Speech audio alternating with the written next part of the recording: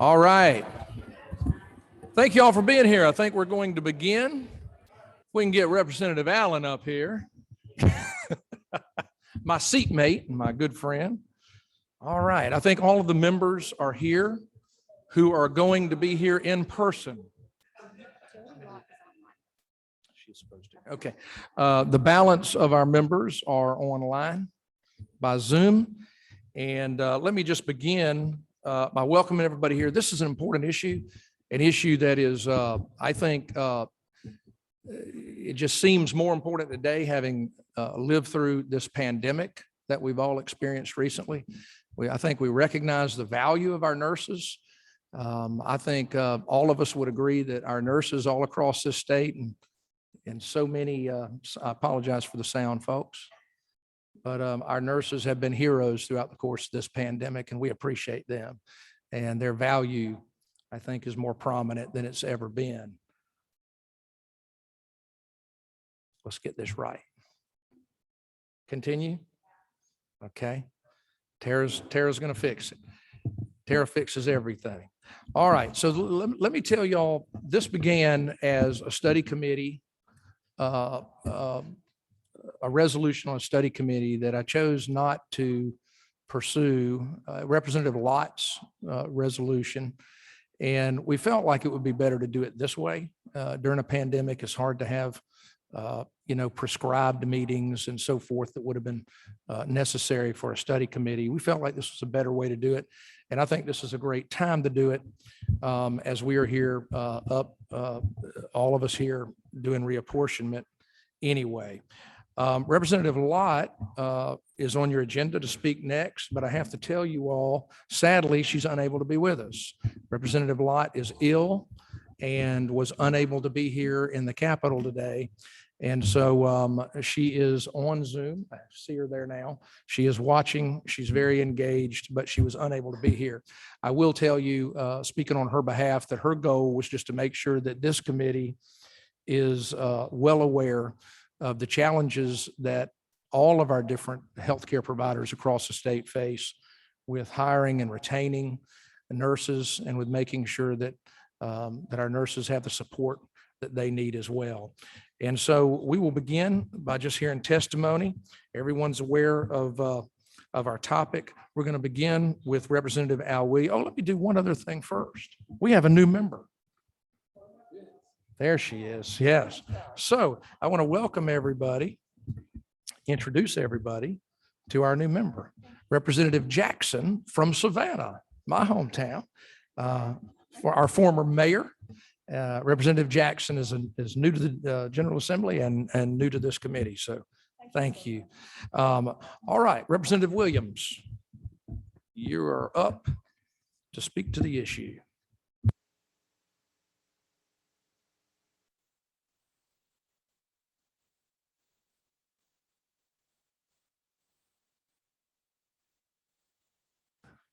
Of this committee. Thank you. Thank you.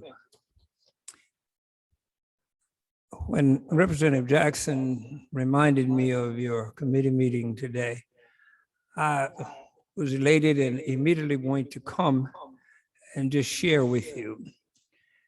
When healthcare gets the sniffles in Georgia, healthcare in rural Georgia catches pneumonia. So the story out in the hinterlands is unbelievable dark. At my local hospital in Hinesville, Georgia, Liberty Regional, we went through a long period of nurses doing 18-hour days for 2 straight weeks. And if you stop that right there, I enjoy hearing me, but not that much. That's too much. Take me off right here. It's kind of disconcerting, Mr. Chairman, but I'm repeating everything. And I want Representative McLeod to make sure and understand what I'm talking about.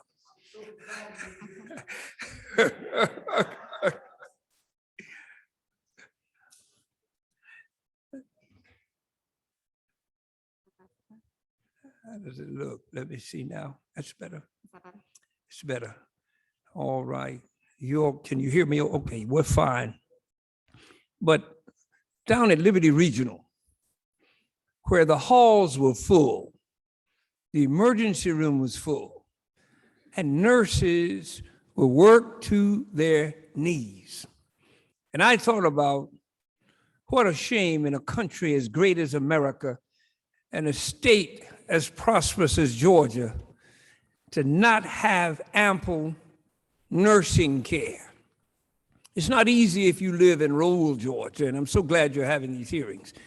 It's hard enough to recruit nurses anywhere, but when you have to recruit them to rural Georgia, it gets even harder. See, we have the soft rock and not the hard rock in Hinesville. Somebody gonna get that when you get home. So we don't have the attractions of many areas. So it's concerning when not only don't we had nurses working so long, but we had a severe shortage before even the last surge. And we were told that we were, according to MSA, that we were no longer rated as a rural hospital. And they're just north of us in Bryan County, and they're closer to Chatham than us, and the fastest growing in the state, they got rural status. So we became ineligible for state funds that were directed. And it's hard to tell your staff that not only do we not have any help, but there's no help in sight. Thank you for these hearings. Maybe we can open some avenues, because my contention is we can't brag about being the best state to do business in when we're worst state in rural Georgia to be sick in. So we have to spread this love around. And that means we have to do something bold to make sure that we can get more nurses and get them on the line. They are the unsung heroes of this whole fight. And with this committee's leadership and the help of the General Assembly, we can close this disparity gap. We can close this difference in rural and urban health care. It is tough. Fortunately, I live right inside the golden hour, but I can't say that about some friends 30 minutes from me. And that golden hour is the key. And if you've got good nurses, they can stretch your hour a little bit. But when you don't have any hope, and that's where we are now. I don't know the percentages. This committee has the ability to do all of that, but we need to figure out where the shortages are and what are we going to do to get nurses on the job, well qualified and well compensated. Well qualified and well compensated. We got some of the highest paid athletes in this country here in Georgia. And nurses need to be somewhere in the ballpark, maybe not 20 million a year, but somewhere. And I'm looking forward to doing all I can to help close this gap. And when I get old, a long time from now, when I go in the hospital, I know I'll be the youngest person there, but I want you to take care of me. And my boys said they're gonna put me in a nursing home in Phoenix, Arizona.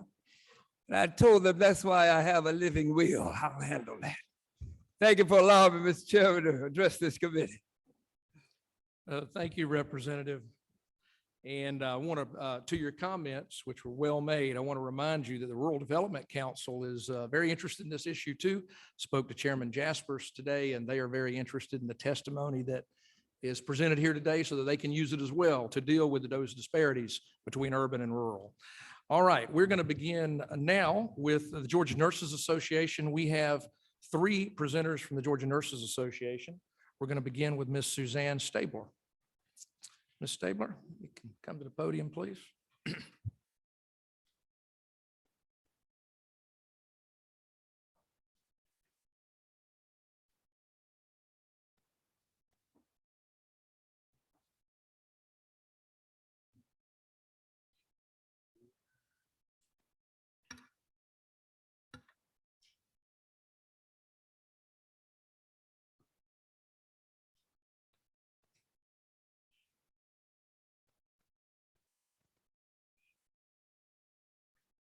while you're preparing, Ms. Stabler, let me mention this for everyone as well. We have a good list of presenters today. We're thrilled about that.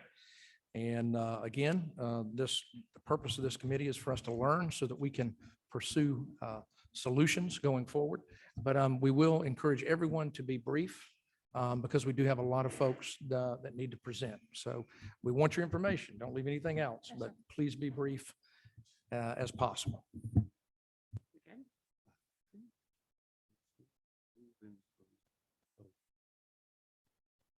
That's okay, as long as it's moving up there for now. Okay.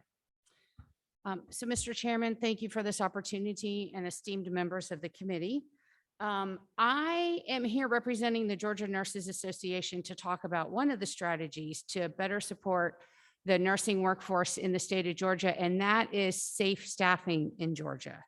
So currently, Georgia does not have any legislative mandates related to safe staffing. And so to start this conversation, I wanted to make sure that we're all talking the same language when we talk about safe staffing. So I know the term nurse staffing ratios or nurse ratios has also been bandied about in the legislature. And that is having a specific number of patients assigned to a nurse per shift.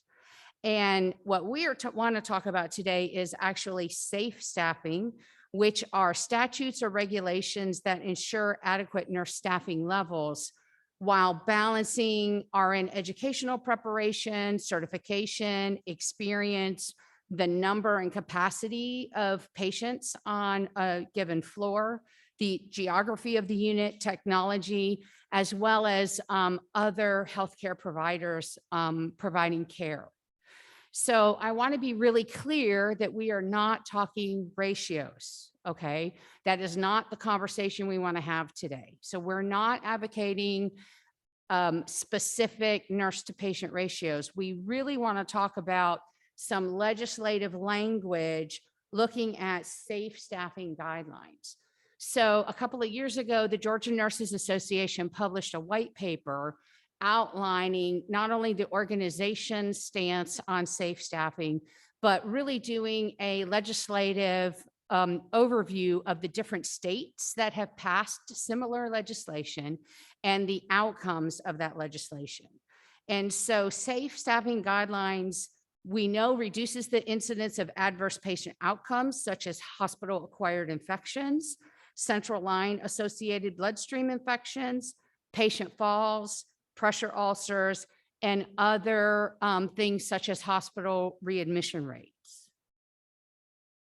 So safe staffing components includes mandated hospital staffing committees. And it's a committee that is made up of at least 55% direct patient RNs.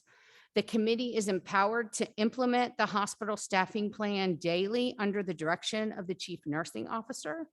And the plan has to take into account all of the factors related to providing care, such as the unit and shift specifics, the total number of patients and their acuity, the correct skill mix of other personnel needed to support nursing and the nursing care provided, as well as we think statutory language should be in place to protect whistleblowers and reporting to ensure that what is mandated legislatively is really happening on a day-to-day basis in the hospitals.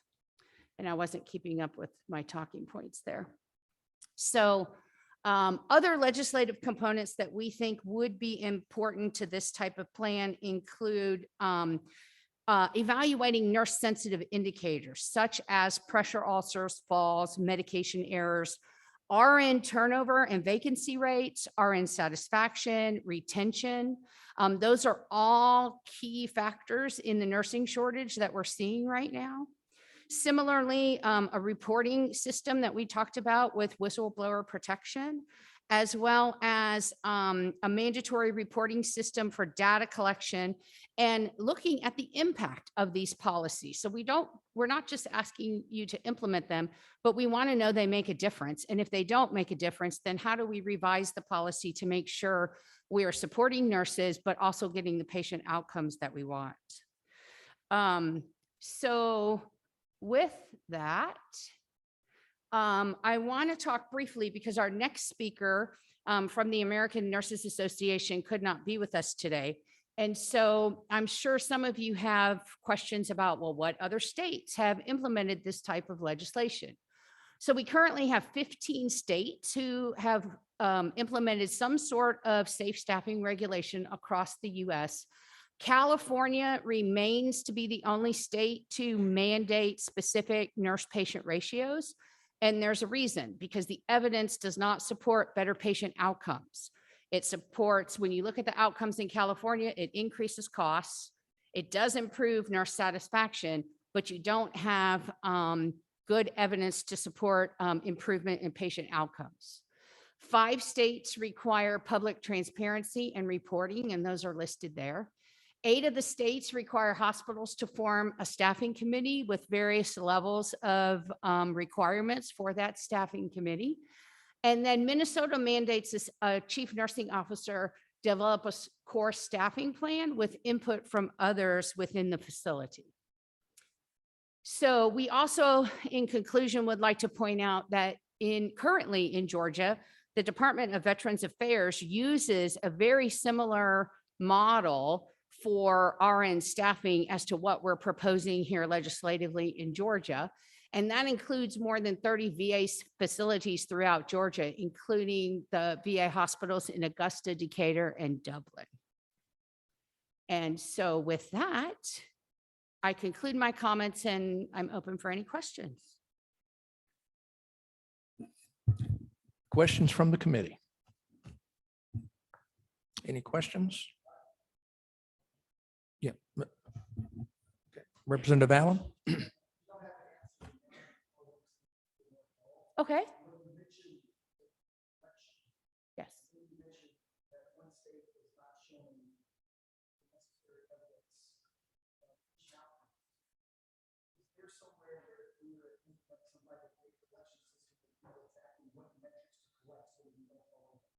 I can absolutely get you that information. The American Nurses Association has a list of what they feel are the key components of what that database would look like. Yes, ma'am.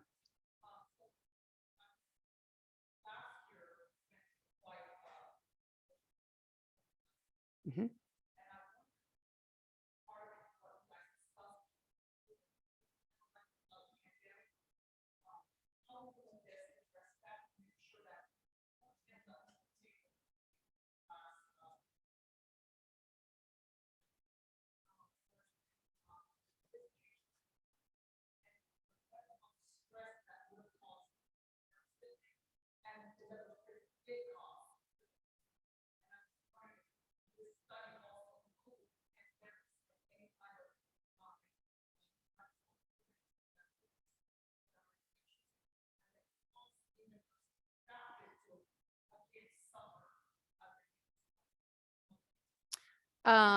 So we as a nursing association did not include like pandemic emergency types staffing plans in this. That really, and I don't want to speak necessarily on behalf of G&A, but with a broader lens, that really needs to be hospital specific because each hospital is so unique and individualized within their community. And so we certainly can put some effort toward that with our different regions here in Georgia to look at streamlining that process, but we haven't done that yet.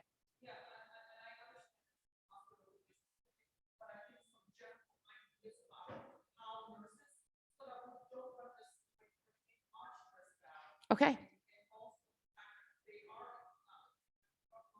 Mhm.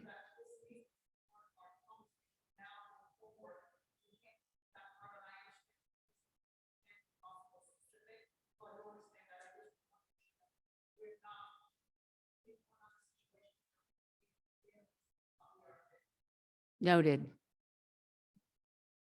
Representative Cannon. Thank you for your presentation. Thank you, Mr. Chair. Just a clarification and then a question afterwards. So we're talking about RNs and LPNs. Are we also talking about nurse practitioners and some of the other So no, we're really talking about RNs and LPNs. We're not looking at advanced practice in this. Okay, thank you. And so then when families go to the hospital in order to have a baby, they are coming into contact then with your nurses. Can you talk a little bit more about specifically as it relates to the maternal mortality crisis, any of the information you may have about the feelings or sentiments of nurses who have been working right now on the front lines during COVID-19? Well, I can certainly address that from a personal perspective as a neonatal nurse practitioner. I think in maternal child health, we have really been spared the traumatic impact that the adult ICU world has seen with COVID-19, at least in the first wave. In the second wave of COVID, that is not the case. I practice at Grady, and in September, I lost a 26-year-old mom who was not vaccinated to COVID. And we did an emergency C-section to try to get her baby out alive, who was only 30 weeks gestation, in order to at least preserve the baby, knowing that mom wasn't going to survive. So when you talked about maternal mortality, that's another area of research of mine. And so I think COVID-19 has really shown a spotlight on the disparities of healthcare during the crisis. And that is particularly true in the maternal mortality crisis. And as our previous speaker discussed, in rural healthcare, it's just even more exacerbated because these moms sometimes are traveling 2 and 3 counties in order to get prenatal care. So they're not being watched closely. They don't have access to care. And then when they run into complications, it takes so long to get to a provider. Many times it's too late. Thank you, Ms. Stabler. You mentioned, Ms. Stabler, that Jason Ritchie, who was to be here at the American Nurses Association, is not able to be here. I want to make sure all our members are aware that he has provided information Yes. that each of you should have, and those of you that are on Zoom will get it electronically from Tara, correct? So thank you very much for your comments. Thank you. We'd now ask Ms. Patricia Horton to come up.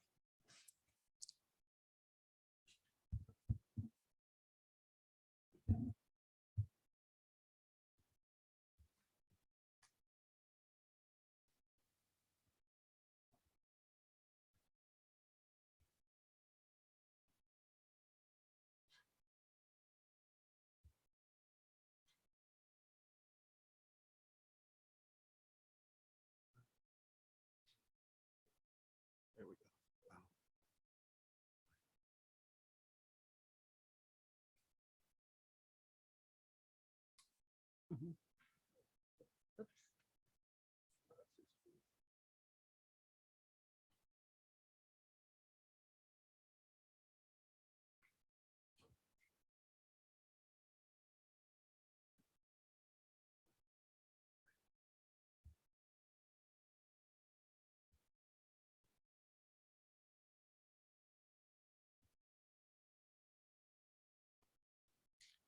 While we're waiting, Ms. Horton is with the Georgia Center for Nursing Excellence, correct? Yes. All right. And I would read all of your acronyms, but That's quite all right. I think we ran out of alphabet there. Thank you for having me today. I appreciate the opportunity to speak to you. And yes, I'm from the Georgia Center for Nursing Excellence, and I wanted to share a little bit about the Georgia Center for Nursing Excellence, which is a nonprofit, nonpartisan, mission-driven organization formed to convene, listen, and collaborate with stakeholders to address the complex nursing workforce challenges. We accomplish this work by collaborating with stakeholders by region and across the state to develop and implement long-lasting solutions that contribute to developing a diverse, qualified nursing workforce. Georgia is the #1 state to do business, and we want Georgia to be the best place to live, work, and play. But we rank 43rd in healthcare, according to the US News and World Report 2019. Businesses need healthy workforces to thrive, and nurses are essential to contributing to the health and healthcare of Georgians across our state.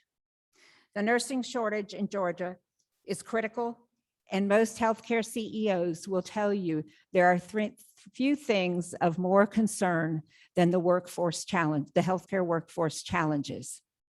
Most critical is the shortage of bedside nurses. I want to share with you a little bit about the statistics. Nurses make up 50% of the healthcare workforce. The nursing turnover rate has reached the highest it's been at 18.2%, and in some areas of Georgia it's higher, where it's been reported as high as 35%. An average age of an RN is 44 years old. 17.5% of new bedside nurses leave their employer in the first year, and by the third year, 44.3% have left. According to a recent survey, 35% of nurses report burnout, and a recent advisory board survey said 22% of nurses intend on leaving their job over the next year. This is pretty dramatic. And as some of you have heard previously, the nursing workforce is something we're all going to have to work together to address. So I want to share with you a few of the recommended strategies for retention first, because retention is extremely important. We're always looking at recruitment and bringing more people into the profession, which is important, but we also must look at retaining those who are already in the profession.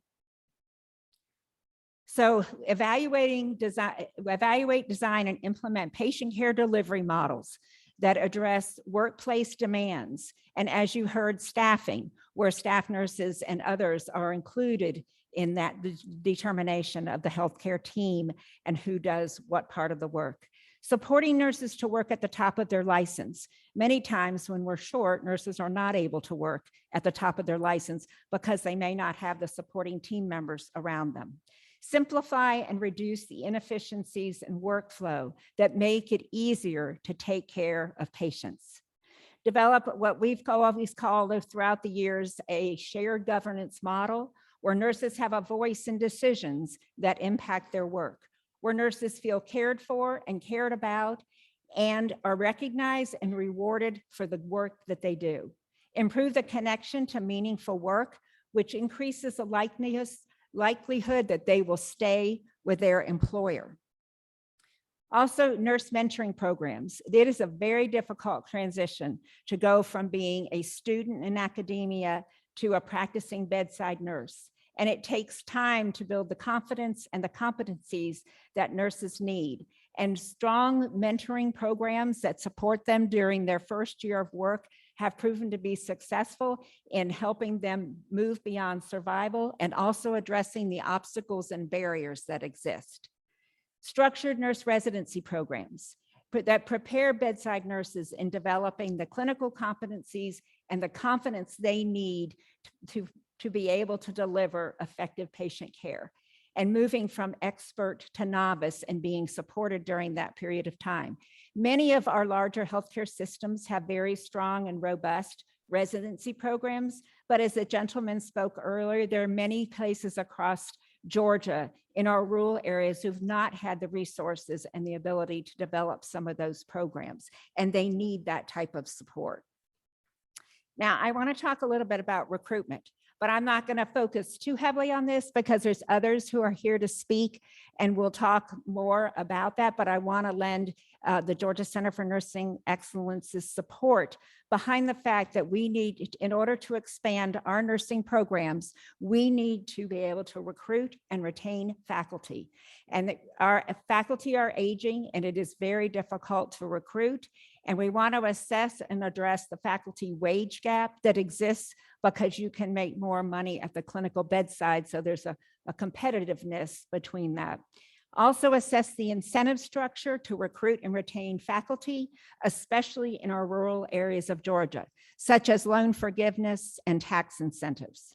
Expand the availability of clinical sites and simulation for student experiences to really look and explore other healthcare agencies and places where clinical experiences can be gained, and then also look at increasing access to simulation technology that is more portable, cost-effective with virtual reality options. Many of our robust healthcare systems have simulation labs, but in many parts of rural Georgia, they don't have those. But I've been working with an organization about virtual reality, and there's an opportunity to do more of the simulation through a portable, more cost-effective technology.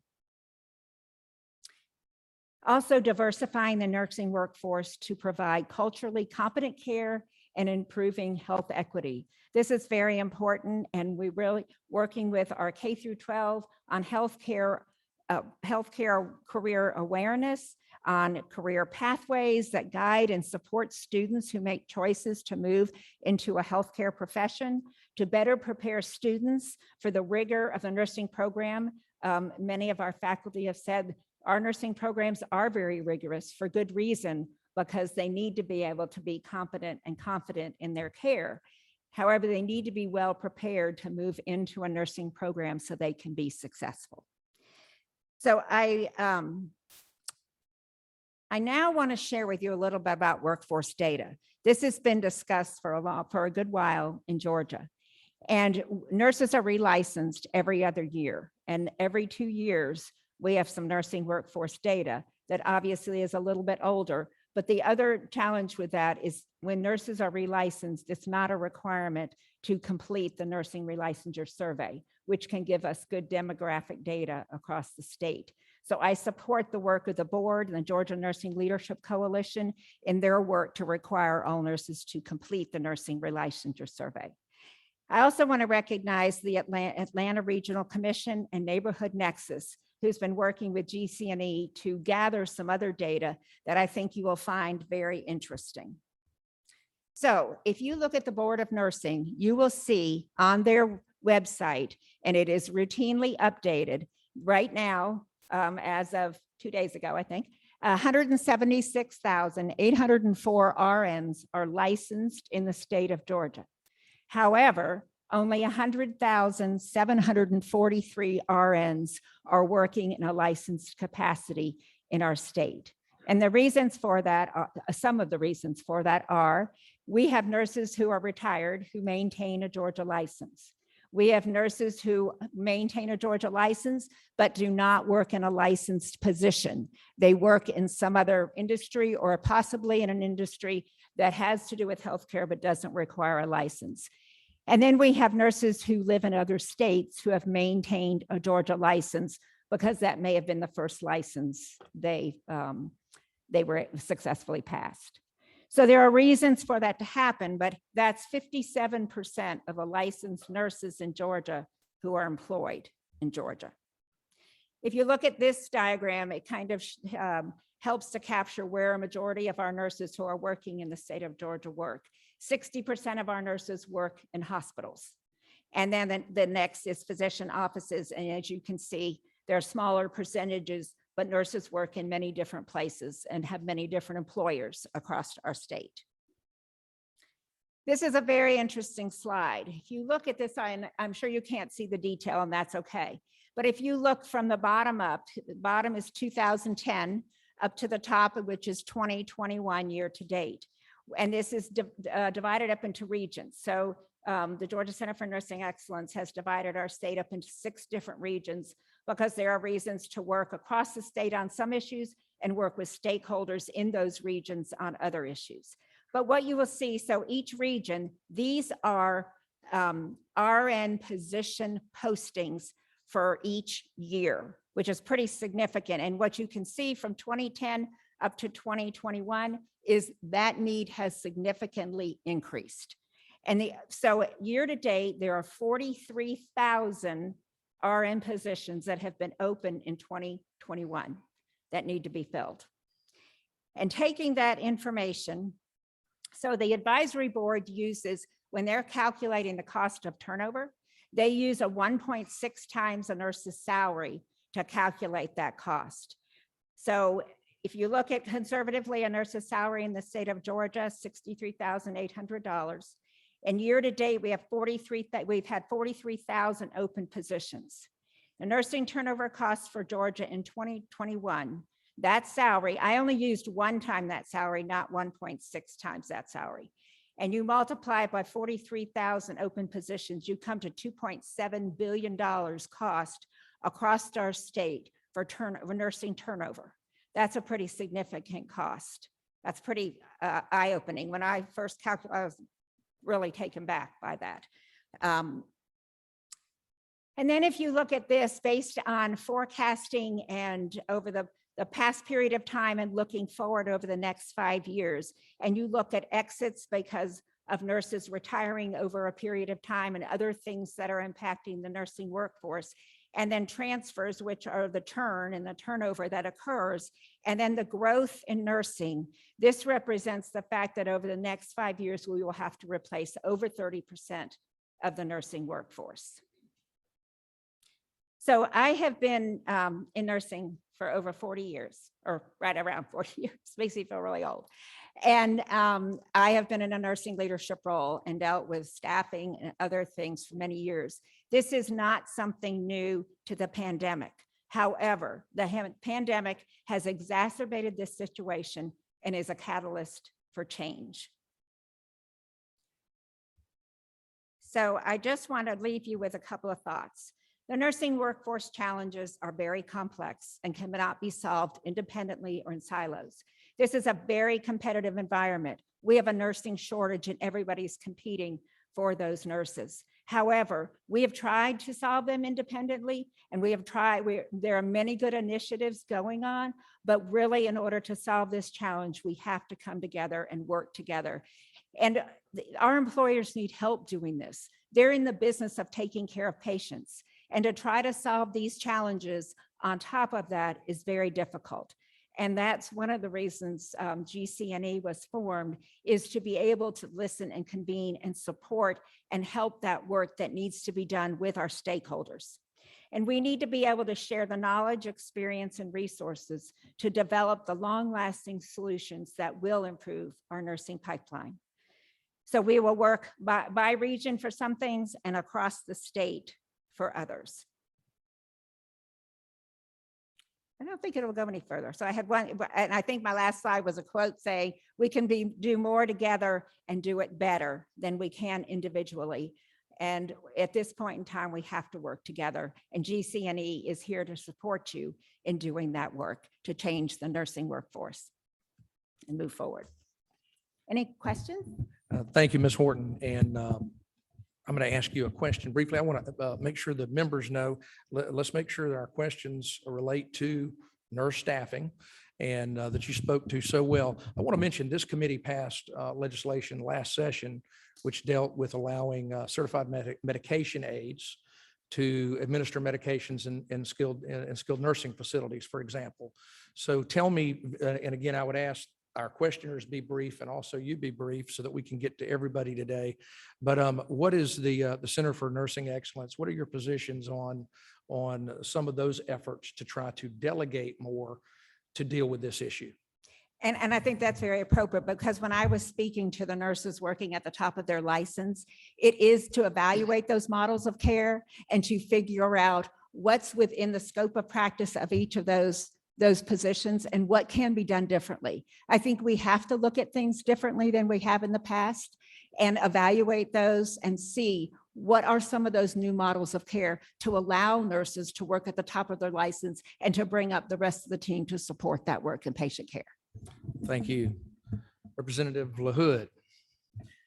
Thank you, Mr. Chairman. Thanks for your presentation. You're Very welcome. enlightening and well prepared.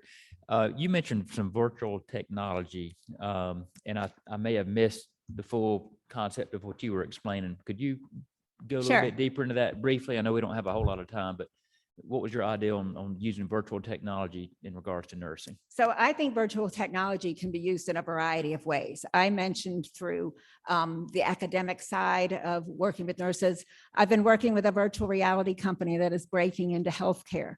And there's a lot of opportunity to be an adjunct to patient scenarios and simulations and learning skills all the way from the certified nursing assistant through the academic side and all the way into the employer side.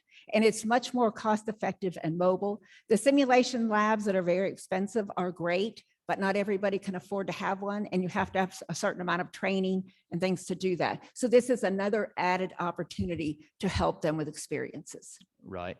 A couple of years ago, for assisted living, House Bill 987, for the first time, required a licensed nurse be present to a certain number of hours a week in assisted living communities, depending on the resident count in the building. And because of the nursing shortage, those rules and regulations are being implemented now. And I'm concerned that we're starting off with widespread noncompliance just because of the inability for certain providers to employ enough nurses. Right. And that's why we have to start now. Right. And that's Absolutely. where I was hoping, maybe some virtual presence could count towards some of the compliance when it comes to nursing responsibilities and duties that don't require the nurse to be physically present. Well, at and the we bedside. do some of that with the ICU monitoring and other things these days. So there's opportunities to look at that and how it could be used effectively and appropriately. Representative Cannon.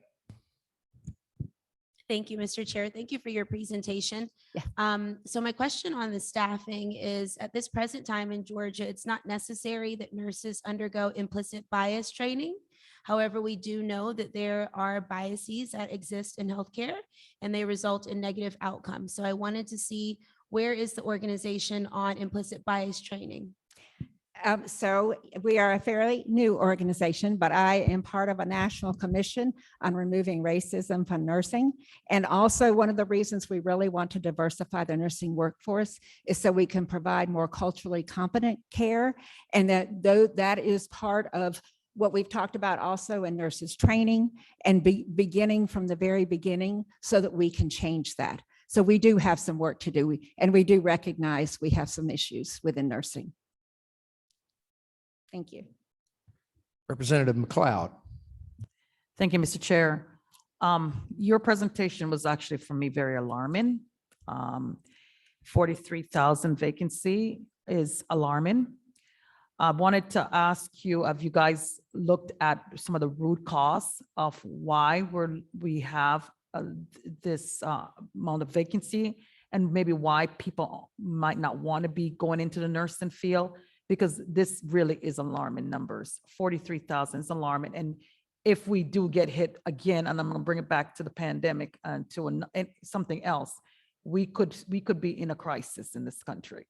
Yes, and there many states are already very challenged, like Georgia is challenged.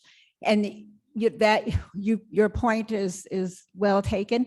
Well, one of our goals is to that. Part of the reasons I brought up the retention side of things is so that we look at the culture and the workplace environment so that as we recruit people and we bring them in, we can retain them. And it is, nursing is a very meaningful work. I've been a nurse for 40 years and I've loved being a nurse and working this profession, but we want others to come along and we want them to stay in nursing. And we have major challenges with burnout for a variety of reasons. And that's why looking at the models of care, we have to take all of that into consideration, because what we're actually talking about is changing a culture. And that's a lot of hard work to do that. Thank you. That's all our questions, Ms. Horton. Thank you so much Thank for your you. presentation. That's a good segue as well to the University System of Georgia, who's up next. We will first have Dr. Tristan Denley from USG.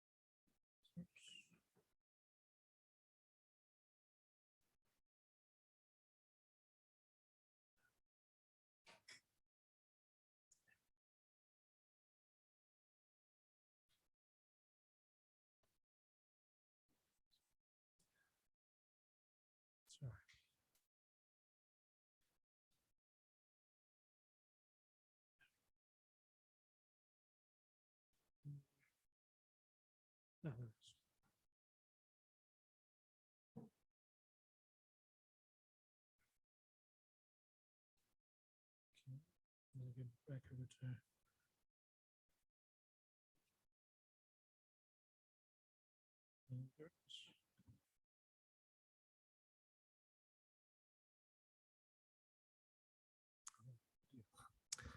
Thank you, Mr. Chairman, and thanks so much for the committee for having this hearing on such an incredibly important challenge.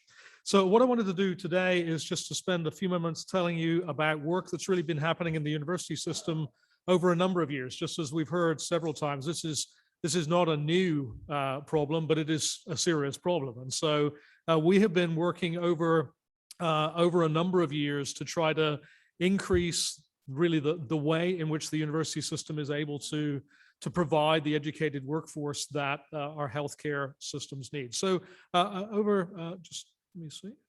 There we go. Oh, okay. So first of all, just to put this in context, across our university systems, we have 19 of our schools that actually offer nursing programs, but of course that's not the only programs that we offer in healthcare. And actually over the last 5 years, so since back in 2017, we have begun more programs in healthcare than in any other field. You can see there's all kinds of fields we've started in cybersecurity and film and data science, and sure enough, education too, and engineering. But health is something that has really been of a primary concern of our board members for a number of years. What we've been doing to try to do things about increasing the number of nurses that we have across our state is, first of all, to work with all of the 19 schools who have nursing programs to really try to increase the effectiveness of those programs. And you can see a steady increase in the number of bachelor's trained graduates that we've been producing steadily over the last 5-6 years. We are now at record levels of producing bachelor's trained graduates each year. Of course, it's the case that we train not only bachelor's trained nurses, but also associates trained nurses, and we need all of those nurses to be able to fill the needs that we have across the state. There was a trend earlier in I guess a few years ago, you can see I guess a feeling that the state and the country needed fewer associates trained nurses and more bachelor's trained nurses. And there were changes then in the way in which programs were developed and unfolded. We back in 2018 really changed the way in which we approach that, recognizing that the state needs nurses, bachelor's, associate, LPNs, all of the nurses that we can. And so you can see here again a change in the effectiveness of those programs back in 2018, where now you can see we are graduating record levels of nurses all across our system. And what I'm happy to tell you is that is the foretaste for the future, because the other work that we've been doing, as well as increasing the effectiveness of the existing programs that we have, is really to create new additional capacity across all of our programs. So this is what is currently underway across our system. In 2020 and 2021, across those two academic years, we've added 753 additional cohort slots to the programs that we have. So just to make it really clear, we graduate, as you saw, right at around 2,800 nurses each year. This is adding to that capacity that we will be adding. You can see 700. Right now there are 753 additional new nurses who are just beginning that 2-year program to complete either their bachelor's or their associate's program to graduate as nurses.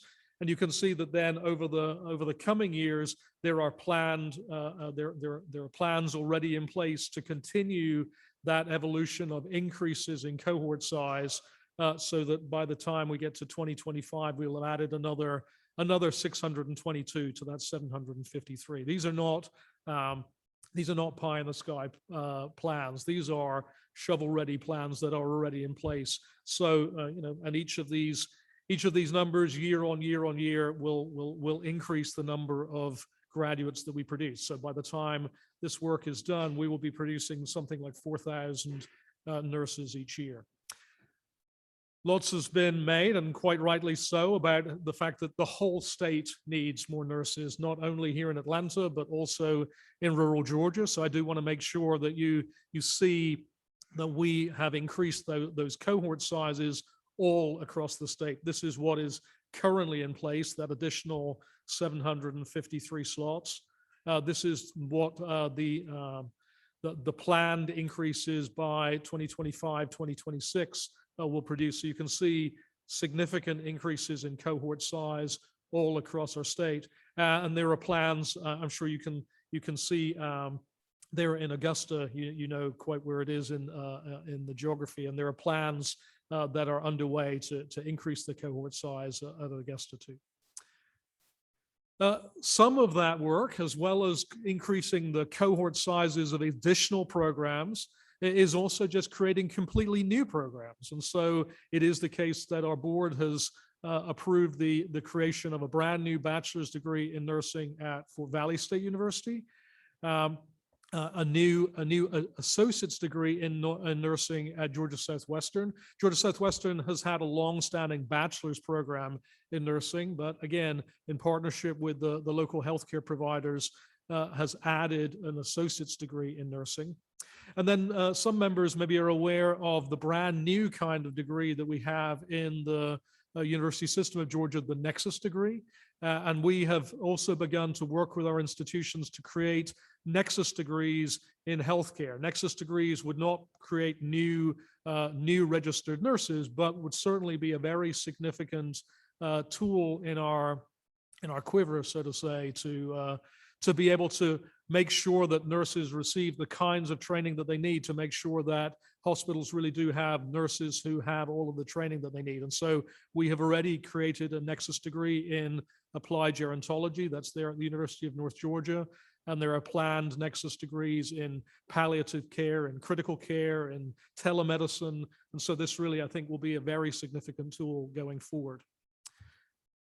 Last thing I want to talk about is really nursing pipelines. And I do have both President Frederick here and President Schwag, who will talk more specifically about work at Albany State and also at Kennesaw State. But these pathway projects, I think, really are a wonderful illustration of what can be done when we all work together. So I do want to draw special attention to the Health Science Pathway Project. That's a partnership you can see between Albany State and Albany Tech and Doherty County School System and Phoebe Putney Healthcare, because this is a really wonderful program that takes students all the way from high school all the way through and into nursing programs. And a similar kind of program that is a partnership between Kennesaw State, Wellstar, Georgia Highlands, and Chattahoochee Tech. So as I say, President Frederick and President Schwag will talk in more detail about those two programs. So I'd like to call on President Frederick. Thank you. Thank you, sir. So Dr. Frederick from Albany State University. Good afternoon, and thank you for having me this afternoon. So Albany State University, here we go, I'm gonna change. So we have a great opportunity to have a very large array of programs at Albany State University, particularly in nursing. We have associate's degrees, bachelor's of nursing, RN to BSN degrees. We have a master's. We also have certificate degrees.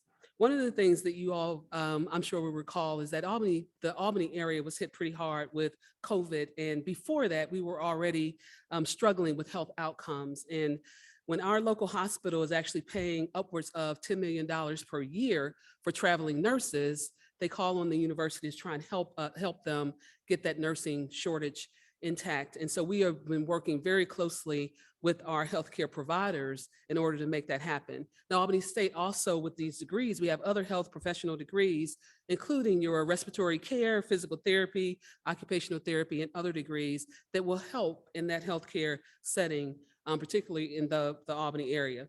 I will also say before I move that we have a large contingency of students that actually come from the Atlanta and Atlanta metro area.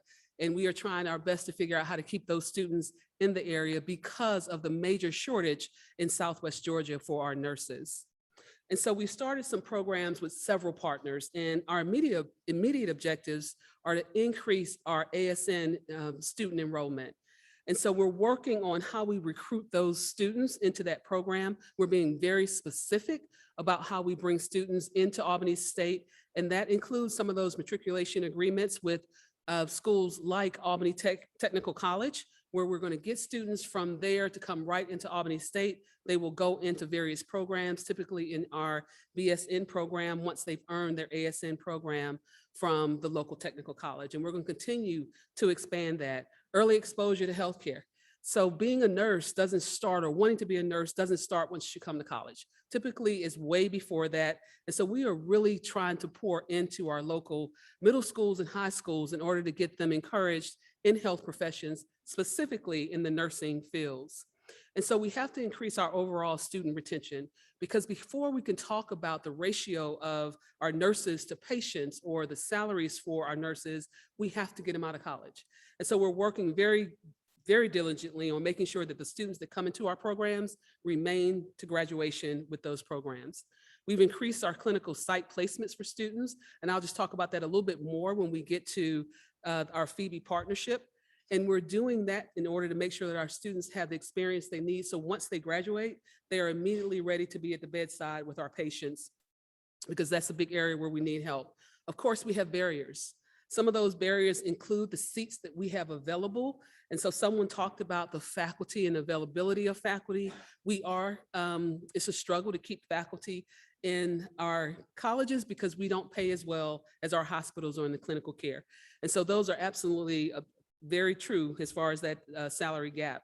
We also have clinical site availability. Of course, with COVID, a lot of our locations that have clinical sites have kind of pulled back on those because they are shortening who comes into the facility. And so we're working on how to fix that. We are also building a simulation lab for Albany State University. And we're going to do that for not just our school, but schools that are around us. So Albany Tech can be a part of that, as well as some of the other colleges that are in the area. Passing scores on the TEAS test. And so that's the entrance test to get into nursing. And so we know we have a lot of students that fall out before they even get into the nursing program. So we have a whole host of students who want to be nurses, but we got to get them ready through the TEAS exam process in order to get into nursing. And again, that doesn't necessarily happen the first day of college.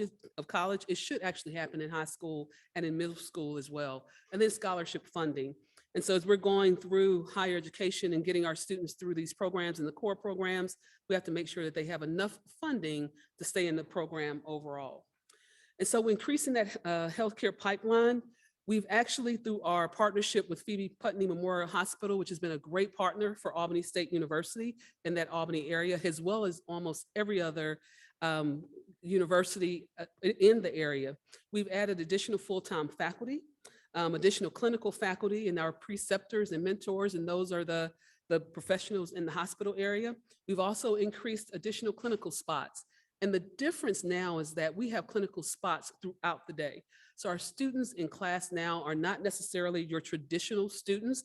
We have a whole cohort of that. But as you saw in the first slide, we also have weekend only courses. We have online courses.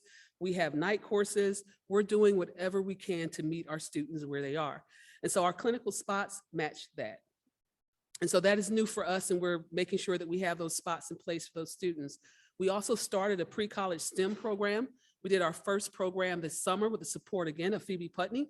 And those students went through a 6-week rigorous program in health professions. So nursing was the focus, but we also made them aware of other healthcare professions that they could take as well and get that degree right there at Albany State. Our EMS program, or EMT program, those are your paramedics. We are also short, severely short of paramedics in our area. 100% of our EMT graduates get a job immediately. And so that is something we're focusing on as well. The partnership with Phoebe Putney Memorial Hospital, again, we do have a critical shortage specifically in our area. And the partnership helped to forge that $750,000 in new education. So these are new seats that Dr. Denley talked about earlier. We added 30 new seats to our program this fall, and we're looking to continue to add those seats every year going forward. And we are a unique program in that we will accept students every semester, unlike some other cohort programs. We also, again, the pre-college STEM program, that's middle and high school students. It worked really well this summer. We also paid those students to be a part of the program. And then we have current college students as well that we're looking at in the STEM Academy, and we're going to focus on those. And that is it in our wonderful Albany State University emblem. Any questions? All right, let's, before we take questions from the university system, let's hear briefly from Dr. Schwag as well at Kennesaw State University, and then any questions of the committee for the three up. Well, good afternoon. Thank you, Mr. Chairman, for the opportunity to be here in committee. Glad to be here. I get the honor of talking about a relationship that we have with Wellstar Health System. In 2020, obviously a great need in our state to address the shortage of nursing, of nurses. We moved forward with a partnership, a relationship with Wellstar Health System. Wellstar Health Systems, excuse me. Wellstar Health Systems entered into a relationship with us where they provided $9 million in funding. $2.5 million of that funding was for scholarships, and it's an endowment. And so that endowment allows for about $100,000 of scholarship money to be paid each year, about $2,000 for 50 students each year, which provides obviously much needed financial support for our students. The other part of it all of the funding that was given, the $6.2 million grant over 5 years, was to address the needs that we had within the college to be able to support increased enrollment. So the enrollment at that particular time was about 512 students. The goal of this particular relationship is to grow it to 1,024. So the real need is in new faculty, as has already been mentioned. So the need is for new faculty, and it's very, very difficult to hire faculty. And so this is really a partnership in terms of how this money works. So in year one, we are to hire X number of new faculty. Those funds are given to hire those faculty in that year by Wellstar. But the next year, Kennesaw takes over the expense, the recurring expense of those faculty lines. In addition to faculty lines, we are also funding new staff to support the program, as well as new equipment for labs. So it's a total need that's being met by the opportunity to have this relationship. So up to 32 new faculty members, 20 new staff members will be in place by 2025. Again, that's when we plan to have the total number of students at 1,024. So at KSU, we have great demand for our program. Our acceptance rate in the program right now is about 30%. Again, the issue is making sure that we have enough faculty to be able to deliver the program. Our students do very well when they graduate. Our pass rate on the NCLEX exam is above the national average at about 96%.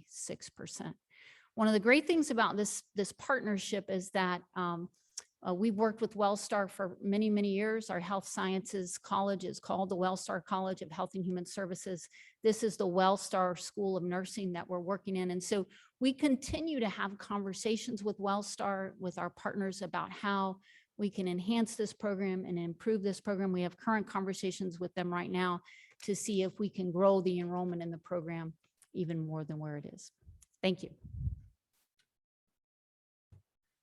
Thank you. And Dr. Schwag, I'm going to begin with a question for you to clarify something you just said. You mentioned a 30% acceptance rate. To Correct. make sure I understand that, is that 30% of qualified applicants or 35% of applicants? 30% of Big applicants difference. overall.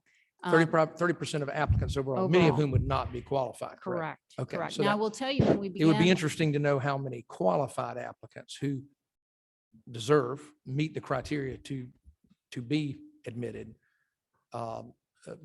system-wide in all of your nursing schools. I think it would be helpful for us to know how many of those individuals, because those are people that absolutely would be in class if there was room for them. It's great. But thank you for that. Yes, absolutely. Okay, we're going to take a few questions from, I guess, the three of you. If y'all want to join together. Again, we're going to encourage everybody to be brief. We've got a lot of folks to speak today.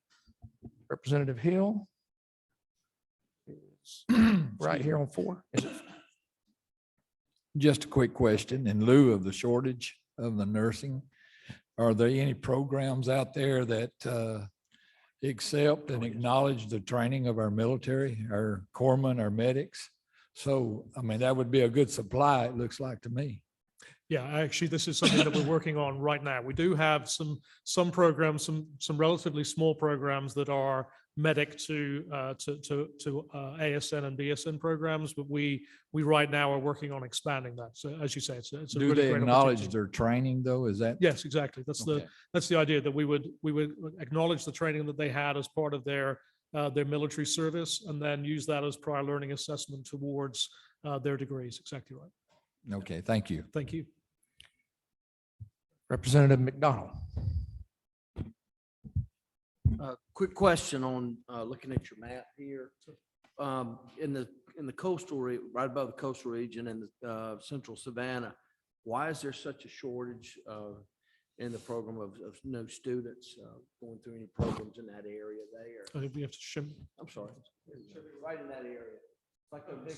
Yeah, so I mentioned that in passing. So Augusta University is right there. Augusta is right now making plans to expand their cohort, but those I think I tried to make the case that the increases in those cohort sizes that I've put into the presentation are not plans. They are shovel ready, so to say. The Augusta is still in the process of. And I doing was those plans. kind of making my way up to where the Georgia Mountain with two big regional hospitals, Lanier Tech and their big program, university system. Yeah. Why is that number as low as it is? Sure. Or the 59? So that's University of North Georgia, and they similarly are working on other plans to increase. Okay. Absolutely, yeah. Thank you, Representative Allen. Yeah, so my question, hopefully it's simple, but do you all know the retention rate of the students that we're putting through? I know someone mentioned it about keeping them in the region, but overall, how many nurses are we educating in Georgia who choose not to practice in Georgia? Yeah, so we do know that. Actually, the graduation rates from nursing programs is actually very high. As we've talked about, these are very selective programs. So the students who are admitted to those programs are some of the best students that we have in the university system. They complete those programs at very high rates, in the high 80s, low 90s of the proportion of students who begin. Effectively, the students who leave, most commonly they leave because nursing wasn't what they expected it to be. They weren't anticipating the challenges of perhaps the emotional challenges, the physical challenges of what nursing is as a profession and a discipline. And so once they're in there, they really do complete those programs at very high rates. And as President Schweg has pointed out, the NCLEX pass rates are also extremely high, well into the 90s. So effectively, when students are admitted to the programs, it is very likely that will turn into a qualified nurse effectively in 2 years or a little bit more. But to clarify, my question is more of how many are staying in the state to practice, not graduating, but how many are we educating, but then choose to go practice and build their career in Georgia, in a different state? Yeah. So and I'm not going to quote that number off the top of my head, but we do have that number. And again, that number is actually pretty high. It's in the, if I remember correctly, it's I don't want to say it wrong. So we will get you that number. And that was my concern. I believe it probably is higher than we all think. And a serious consideration, Mr. Chairman, for the committee should be to look at incentives to make sure that those that we're investing in to educate, we're keeping here. Yeah, it's clear. I mean, the reality is the majority of the nurses do stay here, but there are nurses who leave, and clearly we would be advantaged by finding mechanisms to encourage them to stay here in Georgia. Absolutely. Excellent question, and perhaps y'all could provide the committee with some of this data that we've spoken to. That would be most helpful. We have a question here from this committee's one of our favorite nurses, Representative LaHood. Thank you. And Representative Allen, you asked my main question about the student retention rate, nursing student. Out of those that don't finish the nursing program, is there some way we could capture those into other healthcare, professions, maybe something less strenuous than a RM program? So I quoted that 30% acceptance rate into the program. And obviously, we were very concerned about what happened to those other students that didn't get in. So we started about 2 years ago an integrated health sciences degree that will use those credits that students invested to apply to nursing program, to be able to continue their studies, to continue towards graduation. And once they graduate, they may decide at that point that they're going to go into an accelerated nursing program with a bachelor's degree, and they would have that opportunity at KSU to apply again. So I know that's talking about students that apply. We do everything we can to make sure that students can graduate once they're not accepted into that program. All right, and our first And question if I from our may. new member. Oh, I'm sorry. If I have to say Albany State as well. Okay. But we also have programs. We actually watch those students and we actually put them in pathways where they can go in different degree programs. Some of them are certificate programs, but most of them are additional ASN, or I'm sorry, associate degree programs that we have those students go into. Representative Jackson. Thank you, Mr. Chairman. I'm concerned about people leaving our area. Are there any incentive programs for them that are in school that they may, if they're taking out tremendous loans in order to remain in school, that can be as an incentive for them to remain in our rural areas? So I'll say for our students, the hospitals do offer some incentives, but the university does not offer incentives for them to remain in the area. Someone mentioned earlier about impacting tuition if they agree to stay. Those are definitely things that we should be looking at, but the funding for those things have not been identified. Thank you. Okay, that completes our questions. And thank you all for being here, and for Miss Ashley Jones as well. Ashley, if y'all could get us that information, and it would be good to know how many, to some of the comments, how many faculty positions are unfilled in our nursing schools currently, maybe by institution. That would be helpful for us to have, and we'll disseminate that to all of our members. Okay, now we have several individuals to speak who are members of the Georgia Alliance of Community Hospitals. Want to have their, let's see, we got, Mr. Tim Kibler will be up first.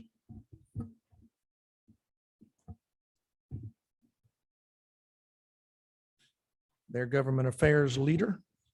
And then we will have Miss Deb Bailey and Miss Denise Ray as well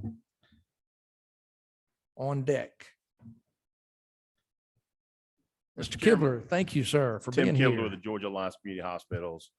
Would it be possible for me to defer and let Miss Bailey and Miss Ray go first and then come up? Yes, sir. Anything y'all prefer. We're here to hear Deb from Bailey you. is the Vice President of Government Affairs at Northeast Georgia, but is a longtime practicing nurse as well.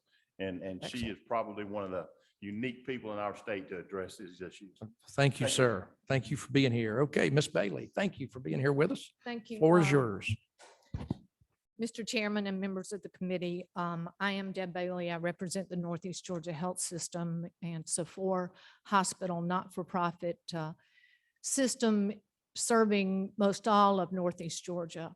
But I would like to start my testimony today by saying thank you to the Georgia General Assembly and to the governor, because during the last 18 months of COVID, you have provided us with the staffing that we were able to care for all of our patients, not in the way that we would like to have cared for them, but it was over the last 18 months, almost $80 million worth of care that the state has provided for us. We could not have done that without you, and we would be delinquent to not tell you thank you.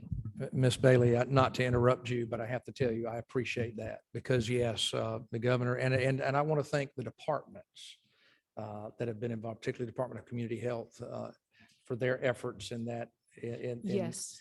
in that as well. So we thank you for recognizing that. Yes, and they listened to us each time when we were worried that it was going to go away. So I've been a nurse since 1974. I've been a staff nurse, a charge nurse, a vice president for nursing. But actually before that, I was a nursing assistant in a nursing home at 14, giving medications to about 50 patients at when I was 17. So I've experienced a lot of nurse shortages over that almost 50 years, but never in our entire career have we seen anything like we are up against today. At Northeast Georgia Health System, we have approximately 10,000 employees, and we have 3,800 nurses. And today we have a vacancy rate of about 30%. We are 472 nurses short. Last week, we had 500 traveling nurses caring for our acutely ill patients throughout our system. And that was at the cost, in addition to what the state provided us, $8 million last month in traveling nurses, which of course is not sustainable. We're actually, because of the area that we serve and we are overrun with patients, we are looking at building a new tower. We had all of the financial people come in to look at, can we afford to build the new tower? They said, yes, you can afford to build a new tower, but how are you going to staff it? That was their one key point of, if you add on to your hospital, you can afford it, but you can't staff it. We at Northeast Georgia Health System have been known for our nursing care for decades. We're very sensitive to the fact that our nurses are now caring for more patients than they should, and that it's difficult for them both physically, psychologically, emotionally. They have been taking care of patients in the last month in tents, mobile units, offices, hallways. And in doing so, we look at that from the standpoint of how do you determine the nurses that you need. We have not had the nurses that we need, but we have very sophisticated systems of evaluating the patients that we have, looking at what their needs are and determining what, in a very predictive model of what our needs are for the next shift and for the next day. And so because of that, we feel like we know what our ratio should be in critical care, in ICU, and anesthesia units. And we feel like that it would be very detrimental to us to have someone outside our organization tell us what those numbers should be, because we need the opportunity to move those people around when the time comes that, like we have had to do over the last number of months. However, although we've never seen a crisis like this, we know that we can come up with the answers as we work together, but we need both some short-term and some long-term solutions. I'd like to answer one of the questions from earlier before. One of the questions was, how do we incentivize our nurses to stay? I think we incentivize our nurses to stay with loan forgiveness programs is very much one of those. If a nurse knows that she can essentially go to nursing school almost for free and work it off by either working in the state of Georgia or working for one of our hospitals, because most of us have loan forgiveness programs, that would certainly be helpful to us. One of the earlier questions that you asked was, you know, why are nurses leaving the bedside so fast? One of the answers that you heard was because nurses didn't really understand what they were getting into. Nursing school, you know, maybe we look at things while that student that didn't get in a nursing program and is doing some of the other additional sciences, that we can we can partner with that university system or the technical system, bring them in while they're doing those sciences and let them learn if they want to be a nurse or not be a nurse. That might significantly impact. One of the questions that you had earlier was how many nurse vacancies do we have in faculty? One of the things that would be very helpful to us is the Georgia Board of Nursing has a very specific ratio of full-time faculty to part-time faculty. Hospitals are standing here ready to partner with you for part-time faculty. We're not able to do it in many of the nursing programs because of the rules and regs of the Board of Nursing that dictates what that ratio has to be. So we're here saying we have master's prepared, doctor prepared nurses that work in our hospital that we'll partner with, and we do now, but we could do it more so that we could take more students if one of those rules was changed. So that's a very simple short-term solution. Of course, I think one of the other things that we have to do is we've got to go on a statewide recruiting campaign. We've got to look at how we can fill those slots and increase more. And obviously we talked about the salary of faculty. The salary of our staff nurses has gone up significantly. It has not in both the Regents and the technical program. And we certainly support them being able to stay in their positions so they can take our students. And we're happy to work with the state, with the university systems, with the technical schools. And we feel like that with this effort, we can figure out how to solve this problem, both short-term and long-term, because this is a problem that honestly is life and death for our families. And I'll be happy to answer any questions you might have.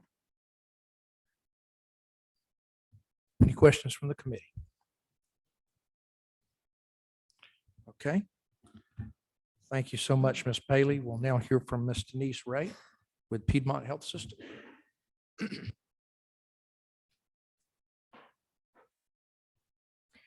Good afternoon, and I too want to tell the chairman of the committee, thank you very much for allowing us to be here to speak to you today about the nursing shortage. And I really want to say thank you for all the support that you provided to us in terms of just nurses. And when you think back on that and you look at the amount of money that it cost, it was absolutely astronomical, the cost of taking care of patients for the last couple of years. And each of our hospitals have had to bear that cost on top of that as well. Again, I'm Denise Ray, and I am the Chief Nursing Executive for Piedmont Healthcare, and I represent over 9,000 nurses in 16 hospitals in my role at Piedmont. In addition to that, I'm also the CEO for Piedmont Mountainside, which is a rural hospital up in Jasper, Georgia. And so I have the knowledge and experience of working with both urban, suburban, and rural facilities. And these past 2 years have been one of the worst crises I've ever seen. I've been a CNE for 20 years, and I too hate giving away age, but I've been a nurse for more than 40 years, and I've never seen anything quite like what we're experiencing today. It's really scary. I mean, it really is. You know, as I've listened to everybody that's been up here before me, whether it's the educational institutions, whether it is our hospitals that have experienced this firsthand each and every day for the last couple of years, everything that they're saying is true. All of the recommendations are true. But I ask you to think for just a moment, those are things that we've been working on for the last decade. They're not new. And we didn't solve them in that last decade before we even experienced a pandemic. Today, I have got Justin Leal with me, and he is the Executive Director of Clinical Operations for Piedmont Healthcare System. And he has that front line knowledge of what it's been like over the past year, ensuring that we've had the staff that we've needed in order to take care of patients throughout our entire system. And he's going to give you some numbers that will absolutely astound you in terms of what we've had to deal with. So he's going to talk about the nursing workforce shortage and the factors that have contributed to that. He's going to talk about the challenges with recruitment. He's also going to talk about turnover and the why behind it, a little bit on education, but the one thing too that I want us all to be very aware of, and that's the new trend that has emerged with contract nursing.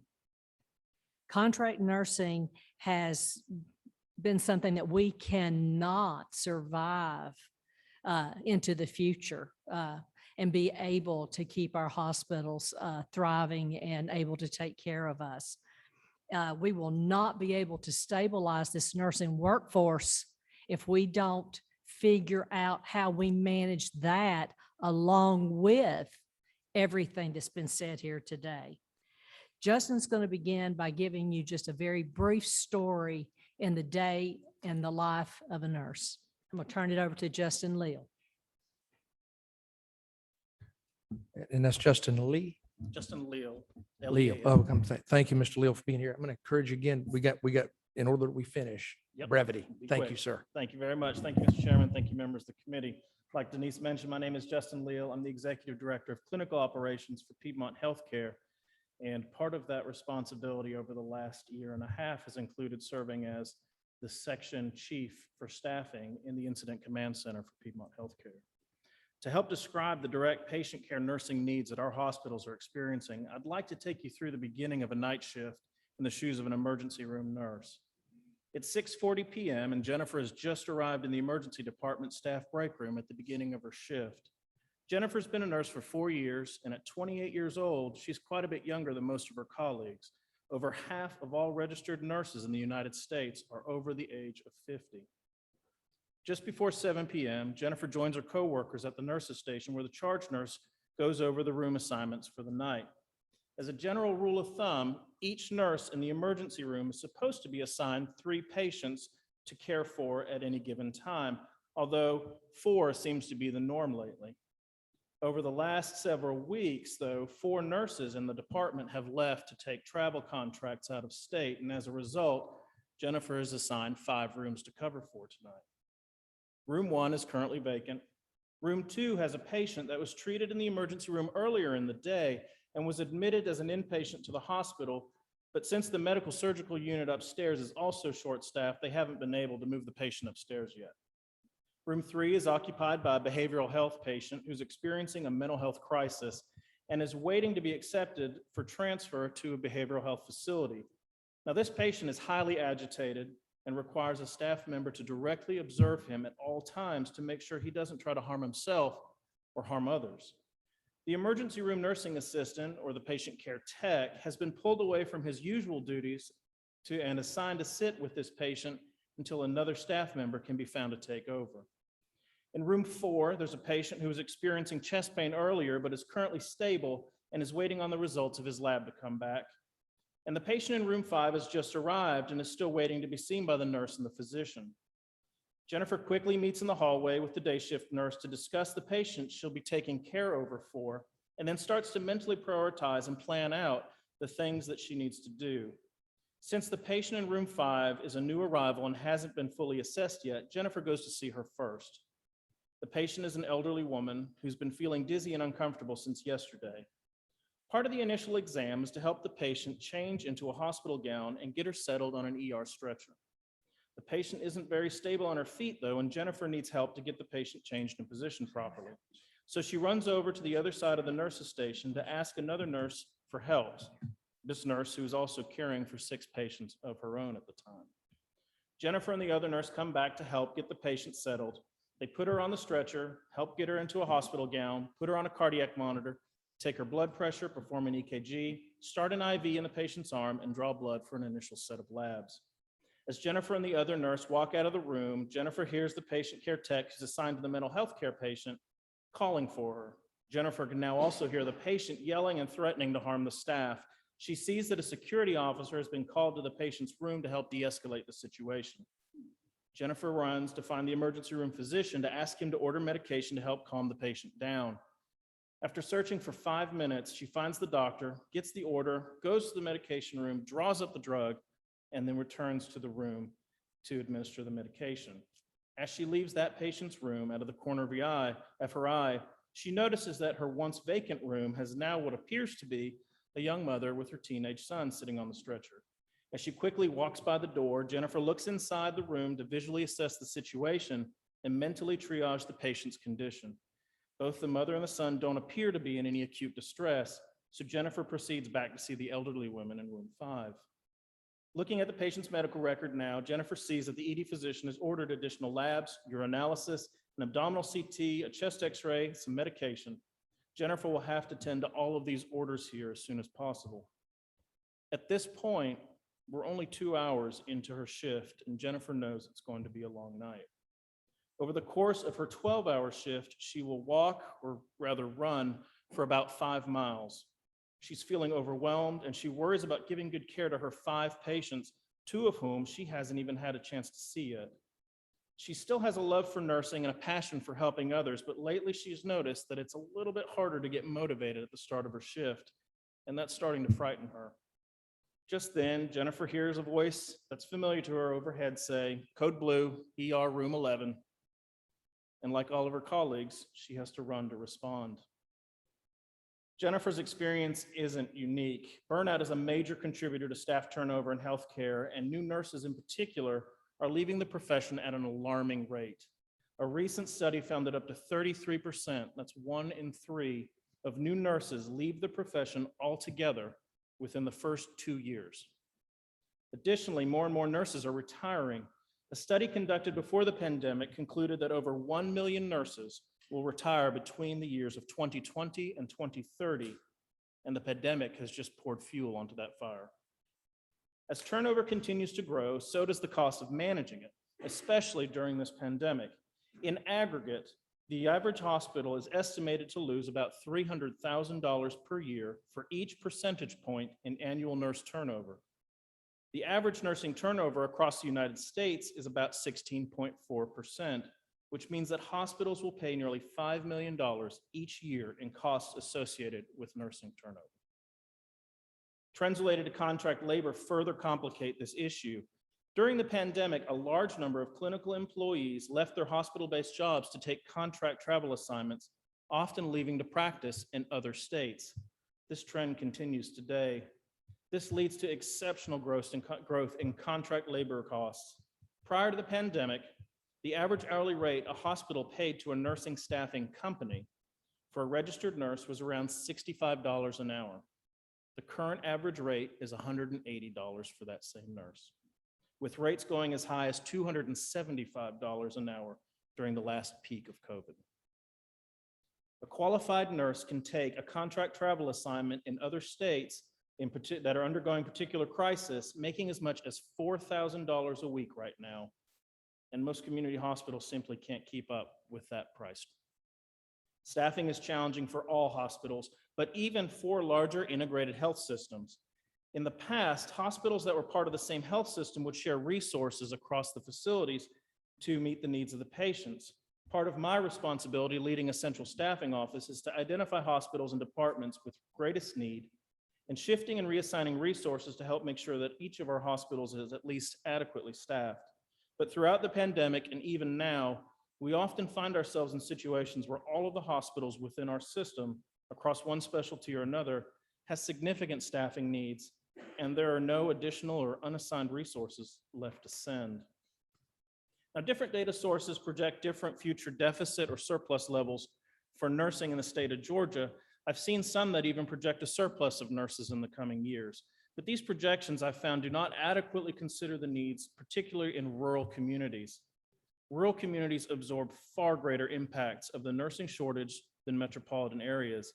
If you consider that only 16% of all registered nurses live in rural areas, and those are left to serve 52 million Americans. So we appreciate your focus on this critical issue, and we want to thank you for your time, and and Denise and I would be happy to take any questions you have. Thank you, Mr. Leal. And Mr. Kibler, do you have some comments you want to add now? Yes, sir. I'll be very brief. Thank you, sir. I'll try to be as quick as possible. Yes. Sort of getting back to potential legislative or steps that this committee could take. Again, I am Tim Kibler with Georgia Alliance Community Hospitals, not-for-profit hospitals, 85 not-for-profit hospitals in Georgia can make up our association. What we would urge you to do is reject any idea about a mandated nurse-patient ratio. We're glad that's not really been brought forward today. It has been discussed in the past, as you've heard from a vast array of folks that would create significant problems. We'd also oppose mandated staffing committee issues. As you've heard from both Northeast Georgia and Piedmont, there is a significant effort put into adequately staffing our wards, our departments on an ongoing basis, and the inability to react quickly, nimbly in a changing environment could significantly impair access to care. And we're very concerned about that. As Justin just said, when you want to have one nurse for 3 patients, but the practical reality is one nurse per 6 patients, that you have to be able to make those changes. Or otherwise, those other 3 patients simply don't receive care, and that's not acceptable. And we would hope is not going to be a public policy goal of our state. What I think this committee, and we would urge this committee to do, would be to address additional nursing education opportunities, specifically enhance the salary of the faculty so that they can make a commitment to be there to provide the direction and instruction that potential nurses, future nurses need. We need to enhance the number of slots that are available. Dr. Denley mentioned another 800 slots coming available as part of their cohorts. But again, we're at 43,000 nurses short. That's 40 years to address the problem we have now. And so we've got to do more on that front. We also, as I think Ms. Horton mentioned, the need for additional clinical sites so that nurses' clinical training can be improved, so that there will be less shock when they arrive at the bedside in their new nursing positions. And I want to sum up by again reiterating what Ms. Bailey said, that thank you to the General Assembly and the administration. Had it not been for the efforts of DCH to supplement the staffs of our institutions, thousands more Georgians would have passed away from COVID this past year. So that is the kind of partnership that we hope we will see going forward, as well as we address the continuing health challenges of our state, and they are many. I'll be glad to take any questions, Mr. Chairman, if the committee has any. Thank you, Mr. Kibler. That you are a master of brevity. That was excellent. And I appreciate you for that. And you gave us a lot of good information. Oh, you gave us I'm not master walking. Well, we didn't say that. That's right. But we do appreciate your good comments. I am going to ask on behalf of the committee that you do one thing for us. If you will educate us more fully, not today, but provide us with some information on the challenges we just heard around contract nurses. Yes, sir. And how that is impacting your 85 members all across the state. I would love for all of us to understand that better. I think all of us are nodding our heads. That would be most helpful. We're going to go, and again, I apologize, folks. One of my duties here is to try to keep us on track, and we always wish we had more time. I'm going to go out of sequence here for one moment because we have Ms. Claire Russell here, who is going back to Augusta. And so I want to allow her to go next, and then we will go to the Georgia Hospital Association with Ms. Anna Adams. But right now we have Holly Gibbs and Claire Russell. I think Claire is presenting of the Georgia Association of Community Care Providers. And again, Claire, I know you got a long ride ahead of you. So thank you for being here. Thank you, Chairman Petrie and fellow members of this committee. I'm so happy to be here to share with y'all the challenges that we've had. So I am Claire Russell, the president of the Georgia Association of Community Care Providers. So we cover providers throughout the state of Georgia that are home and community-based services. We are where the rubber meets the road.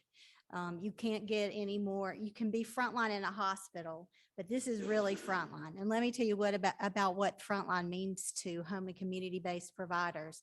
It means you have no idea what you're walking into when you walk into a home, or when a client comes to you in your personal care home or family member or into your adult day center.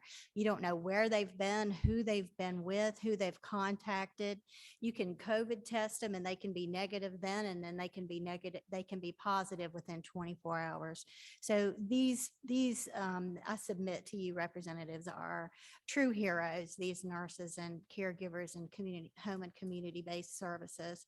And so I speak to you today on behalf of all of those in the state of Georgia. But personally, I thought I was going to be saying something when I said I've been an RN for 38 years, but I hat is off to those who have worked longer than I have.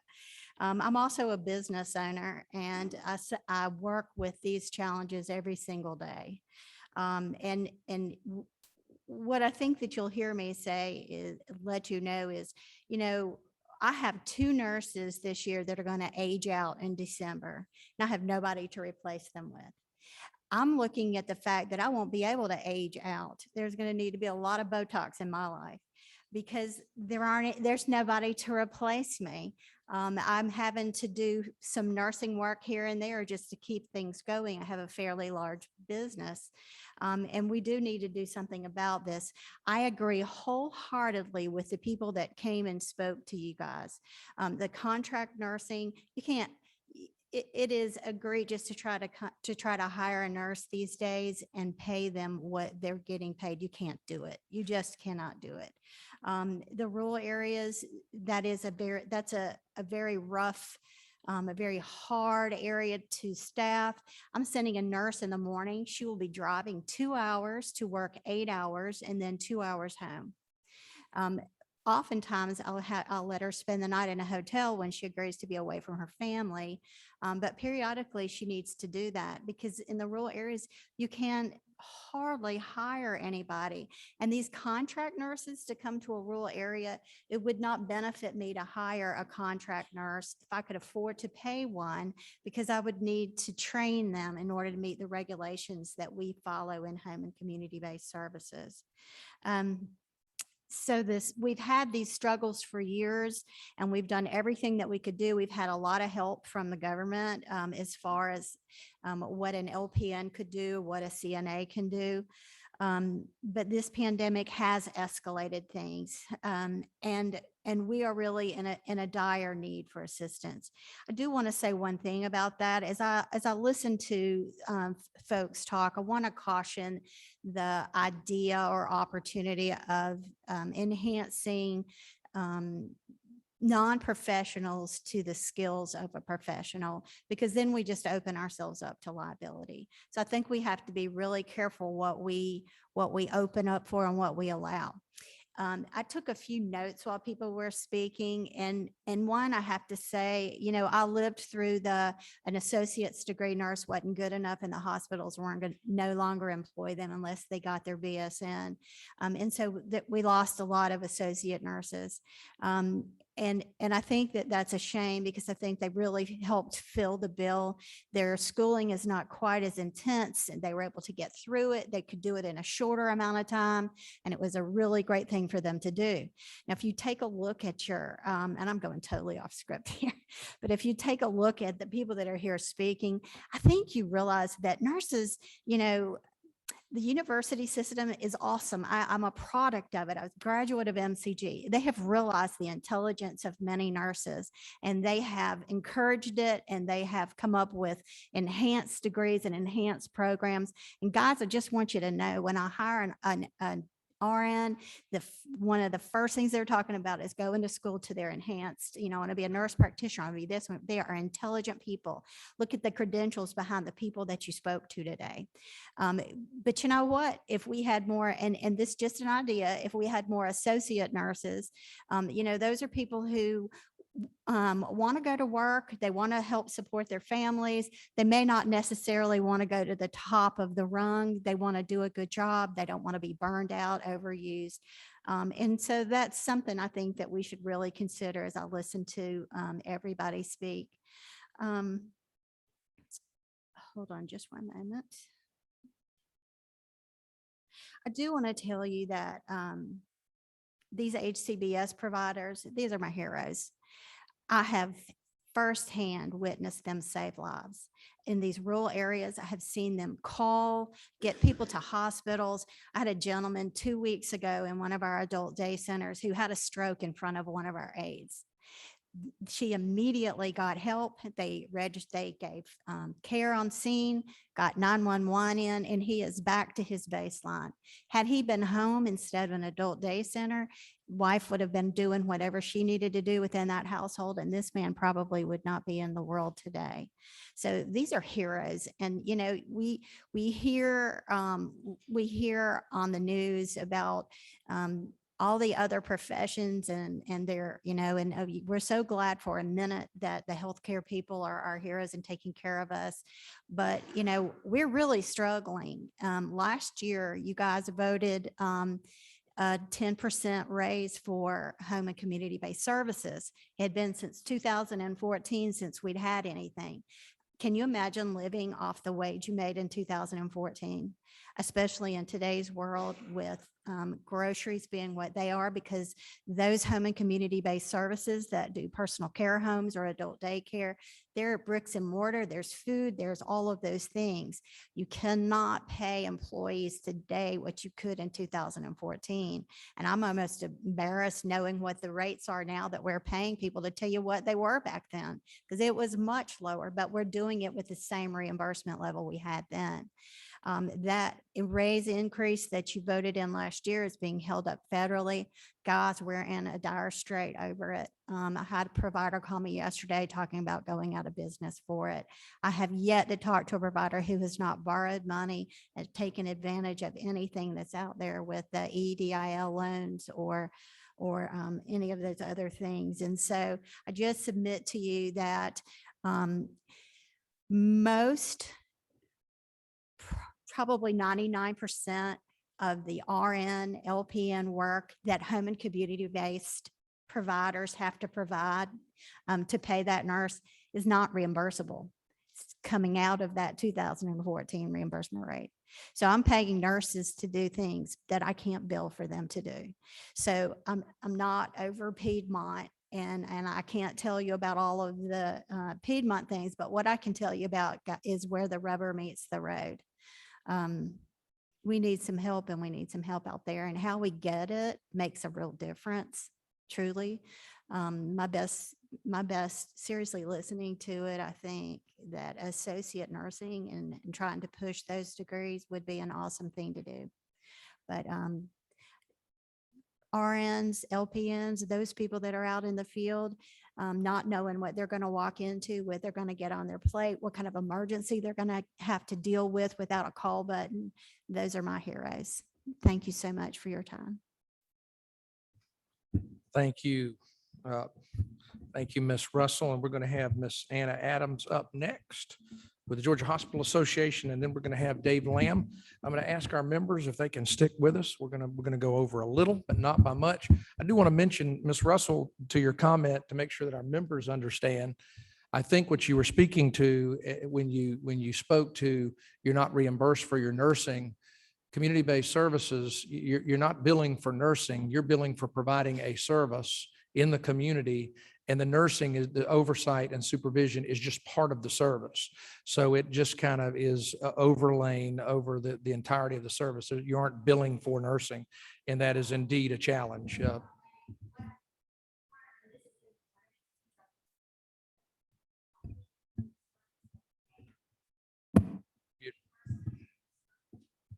a caregiver, correct.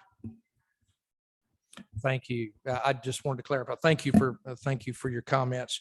And Ms. Adams with the Georgia Hospital Association, thank you for being here. Thank you, sir. Thank you, members of the committee. This has been a really enlightening committee to pay attention to today, and I've taken a lot of notes on things that I'm hopeful I can answer for you today, and if not, I will certainly go back to our membership to get those answers. But I want you to know first and foremost that this year, GHA's #1 legislative priority is workforce development.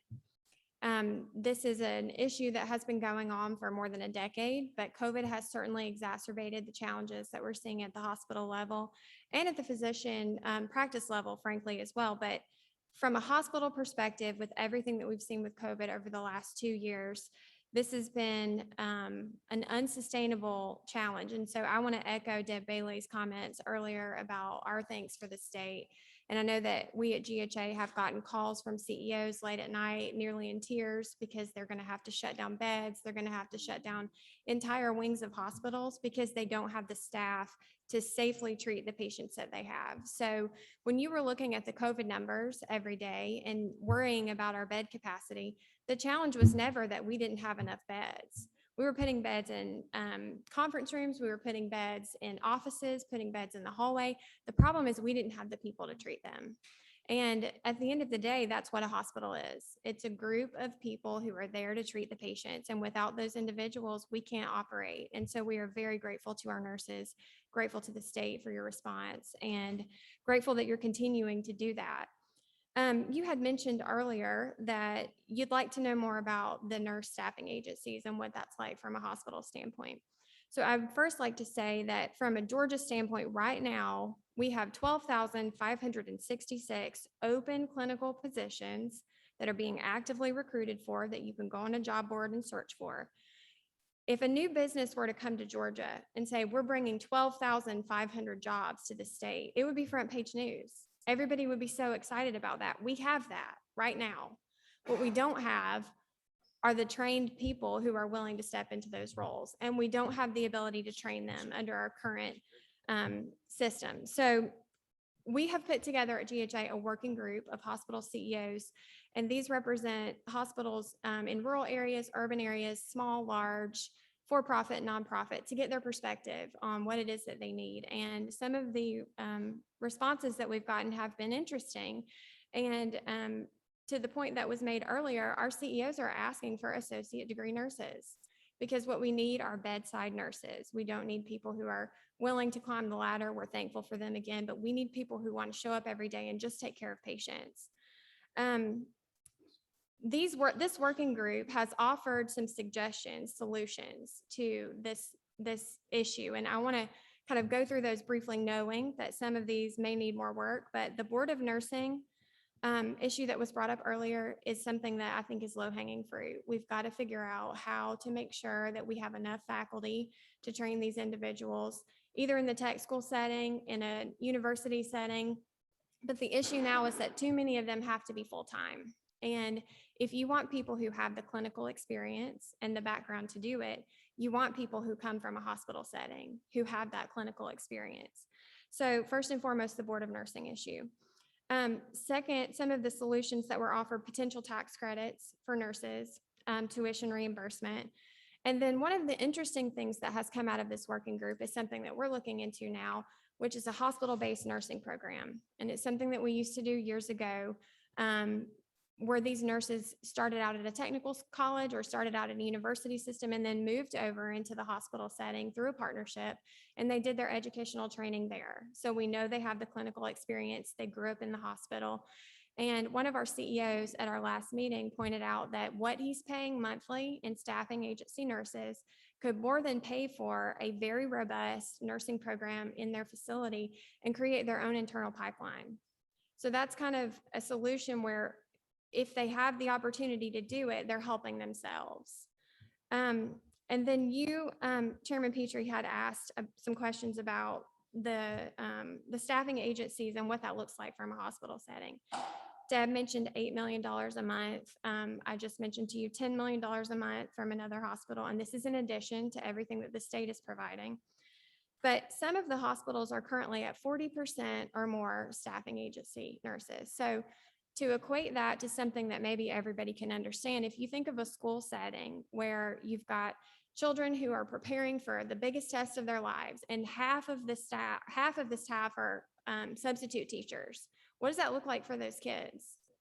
It means that the teachers who were already employed have to help the new ones who have come in and have to make sure that they understand the process and the policies, and it doubles the workload for the existing staff while you're just kind of trying to fill that role. So It's definitely concerning. It's more expensive.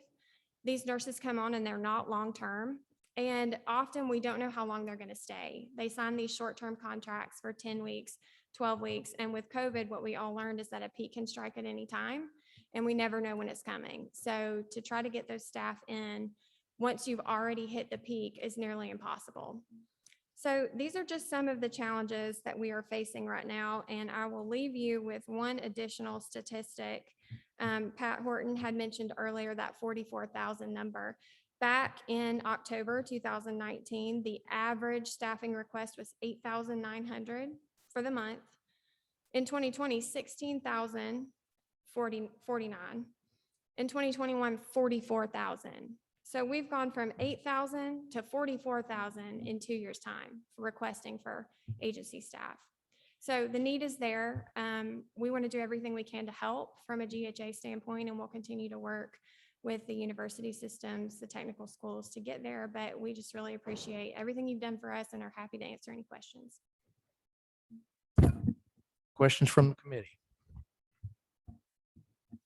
All right, Ms. Adams, it appears there are none. That was excellent, good information. I'm going to ask, while we're waiting on Mr. Dave Lamb to come up, that'll be our last presentation of the day.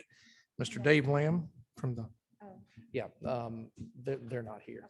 Yeah, Home Care Association of America. I want to ask Ms. Adams and others, Tim, all of you that are here, I think it would be helpful. You know, I think what we would like, I hope I'm looking at the members here with me, recommendations. Listen, we all want to solve the problem, right? And we're going to have, you know, some are going to disagree on how we get there. But each association that is represented here, each organization, give us ideas, formally present them to us. We've got copious notes here. We got Ms. Tara's over here just tearing it up. So we got great notes, and that's excellent. But formally, let us know what you think we should do or consider. If we can do it through the means of our budget or through the means of statutory solutions, who knows? Let us know what you think we can do to help solve this problem. You've done so today, but do it formally in writing and just present that to me. Mr. Lamb, thank you for being here, sir. I need some. You're going technical last. I need some technical assistance. Oh, you need technical. That does not surprise me knowing you, but that's coming from a guy that can't work his phone.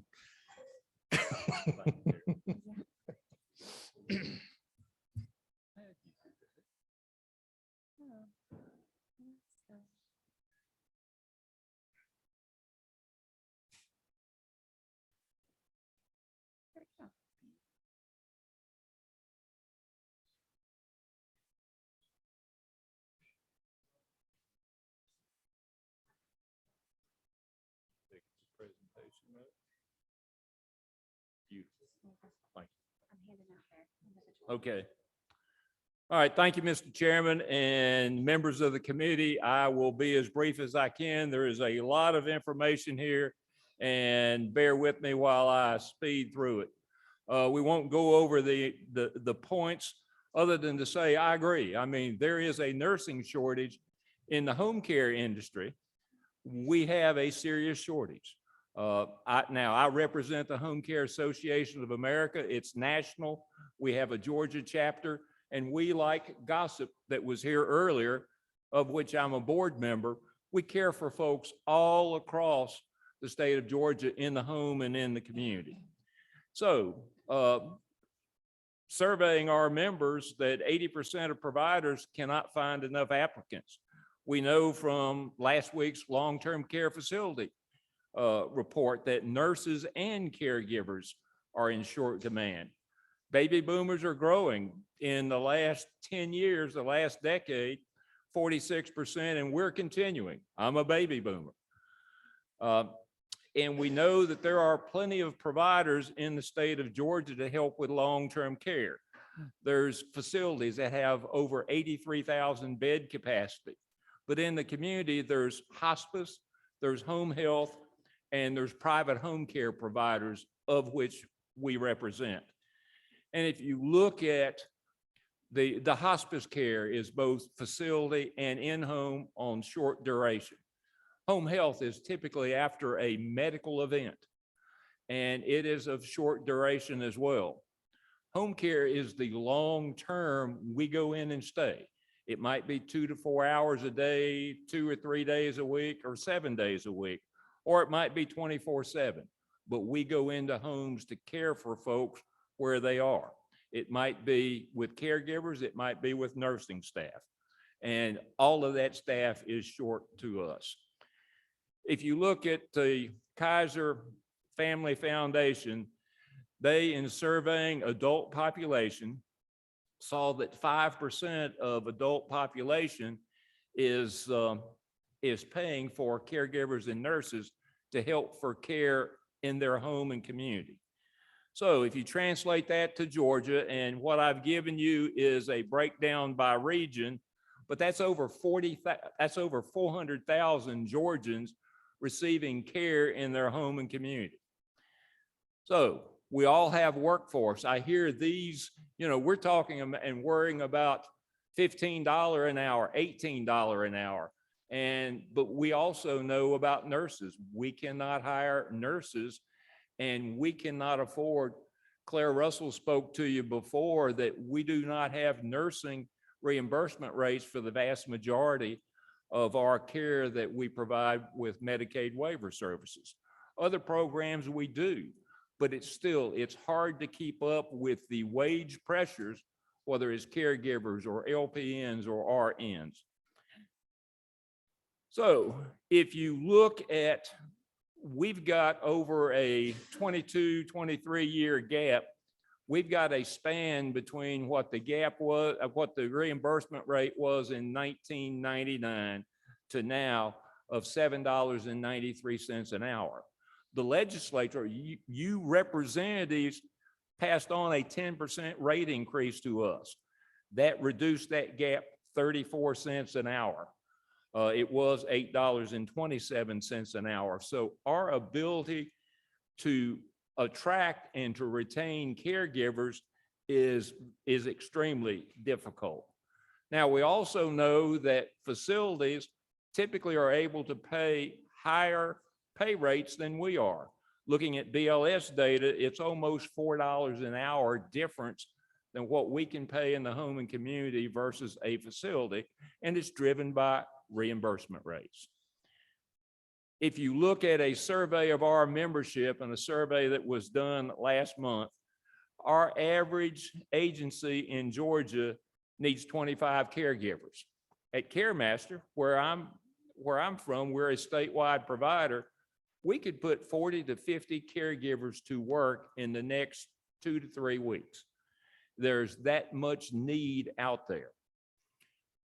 We talk about retailers and restaurants, hospitality. They can put a sign in the window. We can't. Y'all can't. When we put a sign in the window, stuff doesn't get done, and it relates to the care of Georgia's elderly and disabled population. And that population totals 2.4 million Georgians. So a big list there, but remember, workforce shortages mean things aren't being done, whether it's a facility or whether it's in the home. But especially in the home, there's nobody to go. You heard Claire Russell talk about her example. We have all across the state, there are literally thousands of folks that are not getting the care that they need. Well, the CNA registry is something that is an indicator for our workforce. And it declined in an 18-month period over 12%, actually almost 13 at 12.7%.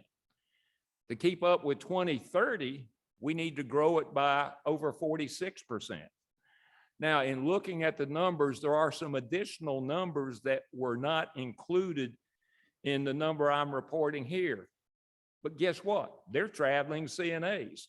They are like the contract nurses that y'all are talking about impacting in hospitals and facilities. They're impacting at a different level too, a traveling workforce in caregivers. The BLS data says it's going to continue to grow. And we know that, y'all see that, but we see it in home care for caregivers and nurses. We have another issue, and that is, that's vaccination mandates. We are trying to address that. The Georgia chapter of the Home Care Association of America has done a couple of things to encourage. First of all, it's a nationwide program that providers such as CareMaster are participating in, the Flex for Checks. Folks get paid for getting vaccinated. They also get paid for encouraging others to get vaccinated.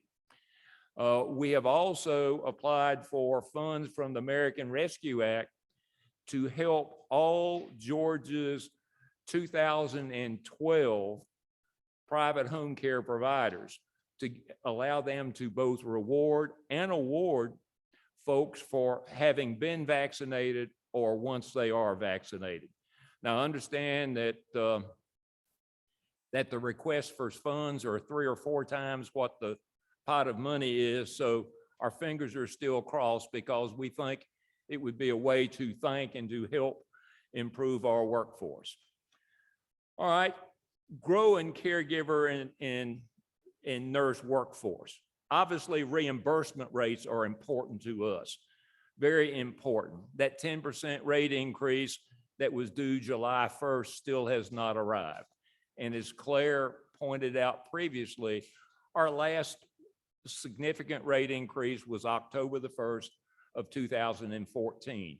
We did get 8 cents. Now that's not 8%.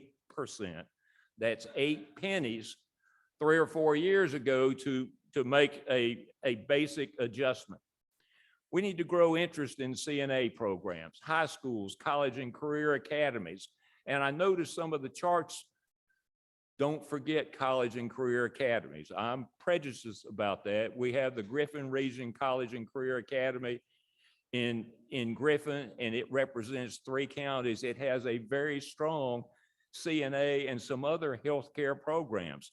It works with high schools in 3 counties, but it also works with Southern Crescent Technical College on training those. We need to emphasize caregiving and CNA training programs at the technical college system. They can't only be stepping stones. We have places within the system where we used to go recruit CNAs that they don't have recruitment for CNAs anymore because they encourage them all to move on to nursing degrees. We need to strengthen CNAs. So, regional approach. We have workforce development boards. We also need to look about upgrading our training curriculum for CNAs to include electronic devices, electronic visit verification, real-time care. I'm a manufacturer by background years and years ago, and it's nice to be able to see things in real time, and we can. Remote patient monitoring, all the reporting and clock in that we do electronically now. And then create a Medicaid waiver to make our caregivers eligible for Medicaid benefits. A lot of them, their children are, but make that availability only if they're working and engaged in home care, at least 30 hours a week using the Affordable Care Act threshold. So, a little cartoon, but it's actually serious. We need to make sure that that safety net is there for the aging population, 1.5 million Georgians. And then each of you, I've given you a personalized regional look at where you're located, your individual county, and looking at just some of the dynamics.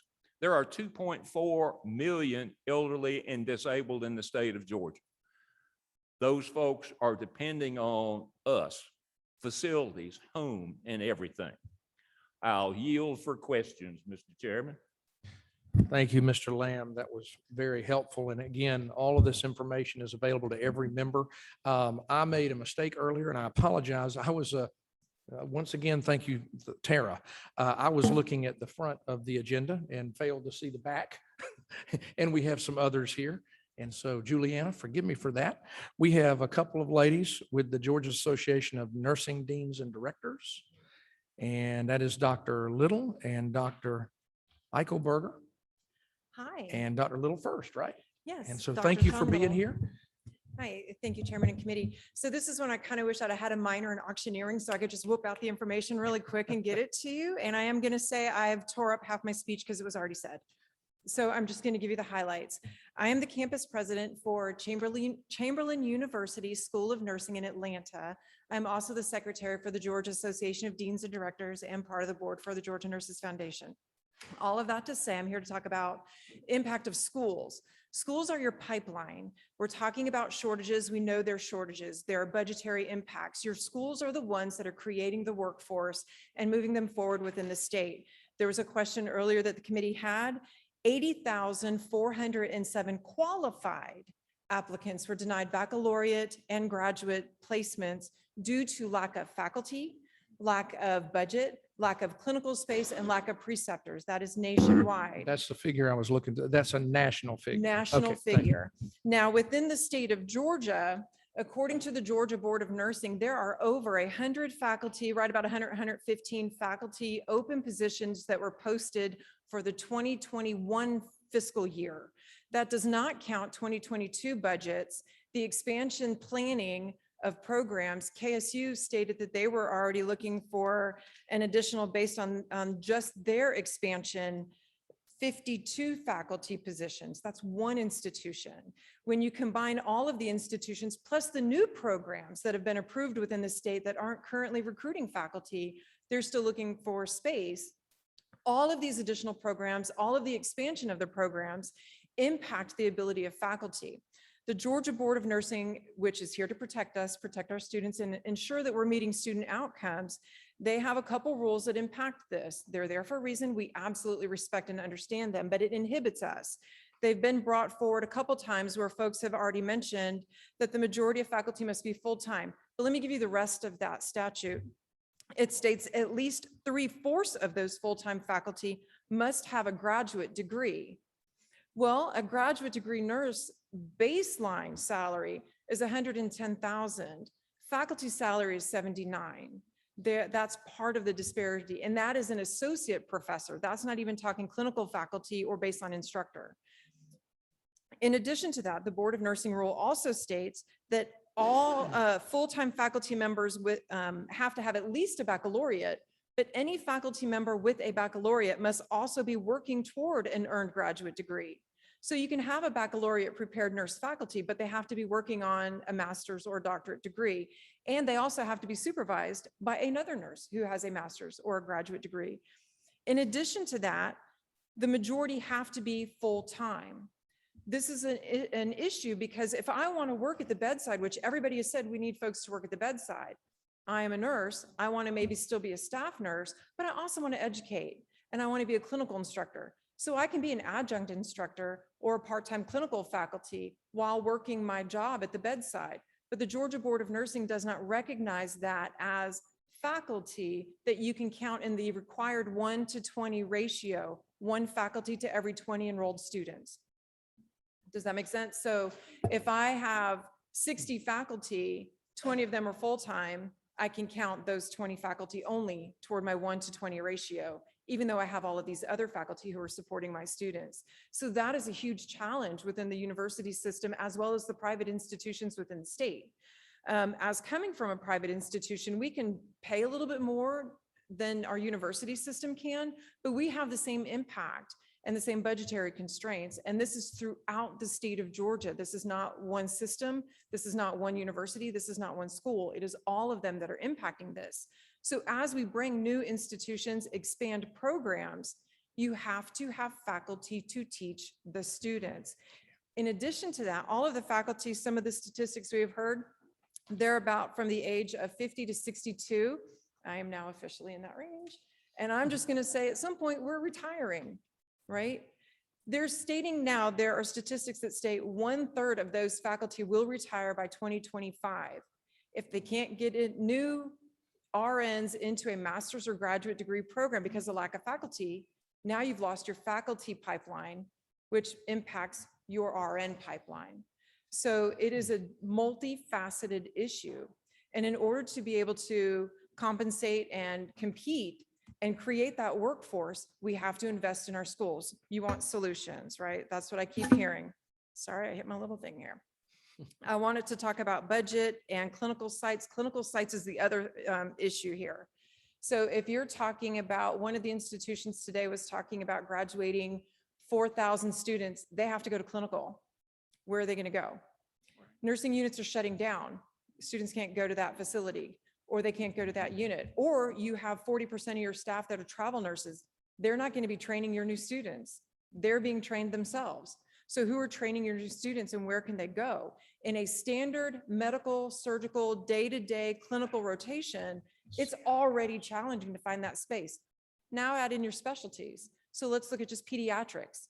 If you have a pediatric clinical rotation, what pediatric facility do we have? We have CHOA. They're fantastic. They support all of the nursing schools within the state because the pediatric population, it's hard to find clinical rotations. So increase your school capacities all you want. Enroll all of the students you want. Where are you going to train them? Where are you going to send them? So we have to think outside the box. We have to do simulation. We have to do virtual simulation. We have to really think, do they have to be at a hospital bedside with a registered nurse with a baccalaureate degree to teach them how to take care of a pediatric patient? Or can they go into a doctor's office? Can they go into a midwife's section? Can they go in other places outside of where we've traditionally taught nursing students? And until we get out of that box that we have boxed ourselves into, it's going to be a challenge to fix this. So a couple solutions: pay incentive for faculty across the board, allow more part-time options to help as part of that 1-20 Board of Nursing ratio. Look at the Board of Nursing. Again, they're fantastic. They do a great job protecting our students and ensuring that we have quality programs. We do not want to decrease the amount of quality programs. However, we do want to make sure that we can accommodate the students that are coming in and not limit admissions based on a 1-20 full-time ratio. The other thing that we want to look at is budgetary support. It's not only the institutions that need financial support. You heard the millions of dollars, but also the students that need financial support. There are bills out there and tuition reimbursements that are available, but it's not equitable within the state. Not all schools have access to the same monies that other schools do. So open that up across the board and make sure that students have the ability to have access to those tuition reimbursements. For example, House Bill 291 tuition equalization grant. It doesn't go for all schools within the state. If you look at pipelines and incentivize hospitals to, instead of paying for travel nurses, pay for students. If you give scholarships to nursing students instead of $275 an hour for a nurse, I am so in the wrong profession right now, $275 an hour for a nurse, you could pay for a couple students to get their whole degrees and then have a work contract with you at the end of that program. So if we can work as academic institutions with the hospitals within the state, they can help pay for the tuition reimbursement or even the federal tuition reimbursement that is available. I appreciate the time. Thank you so much. I hope that was quick and to the point. That Any was questions, excellent. I'm Well happy to done. answer. And we need everybody to testify like that. We'd have been out of here early.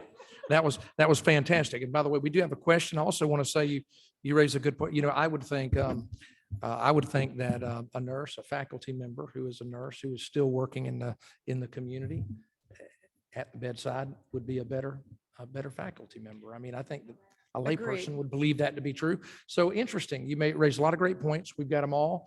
We know who represents you guys, and I thank the world of her.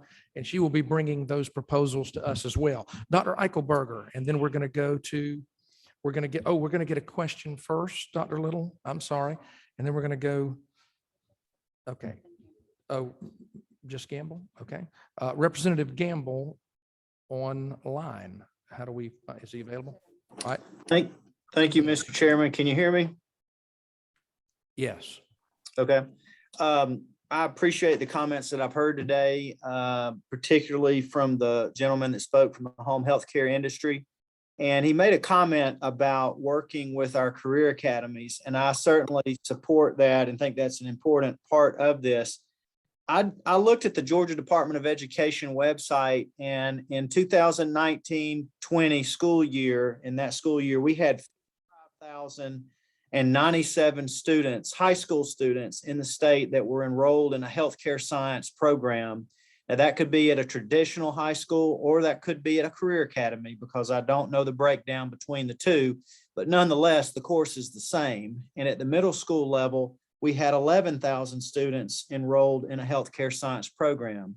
I know we're talking about nurses, but I do want to point out the fact that the first opportunity that we have to introduce our students to these opportunities, especially in healthcare, in the healthcare professions, is in our K-12 pipeline. And I spoke with the gentleman from the Board of Regents that spoke earlier about the Nexus degrees. And I think that that's a tremendous opportunity. We're also looking at that as we prepare healthcare science teachers to teach at the K-12 level, to teach these some 55,000 plus high school students and 11,000 middle school students. So I want to add that's an important part of what we look at here as we continue to build this pipeline and make sure that we're doing everything that we can. And I think it's also incumbent upon us, as legislators and those there in the audience from industry, to make sure that if we haven't pulled our car into that parking lot at that high school or that career academy and gone in there and taken that teacher and their classroom and their students underneath our wing and provided whatever it is they need, whether it's industry connections or whatever that might be, that we do that. So I just wanted to point that out. I've really enjoyed the comments made today, and that's really all I had to say. Thank you, Representative Gamble. We've got a lot of work to do, but we've got some great ideas to begin. Thank you again, Dr. Little, Dr. Eichelberger, and then, I'm sorry. No, Representative Allen has a question.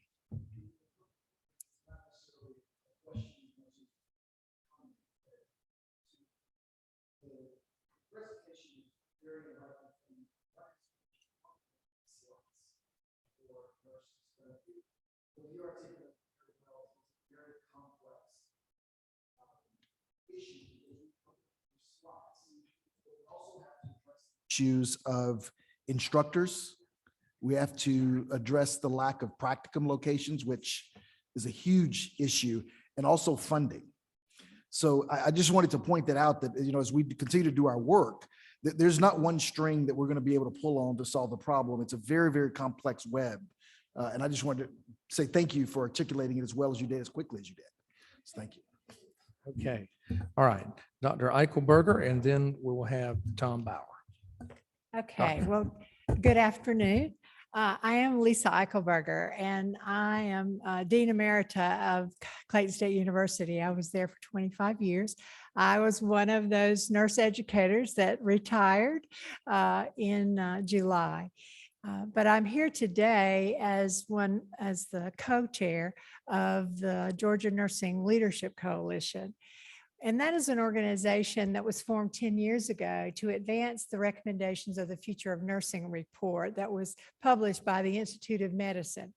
And one of those recommendations was to collect nursing and advanced nursing workforce data collection. And we looked at that and adopted that recommendation and actually received over $400,000 worth of grant funding from the Robert Wood Johnson Foundation to advance a couple of recommendations. And that was one of the ones that we chose because of the state of data in Georgia about nursing workforce data collection. We looked at that and we realized that the state of what we knew about data, nursing data, was abysmal.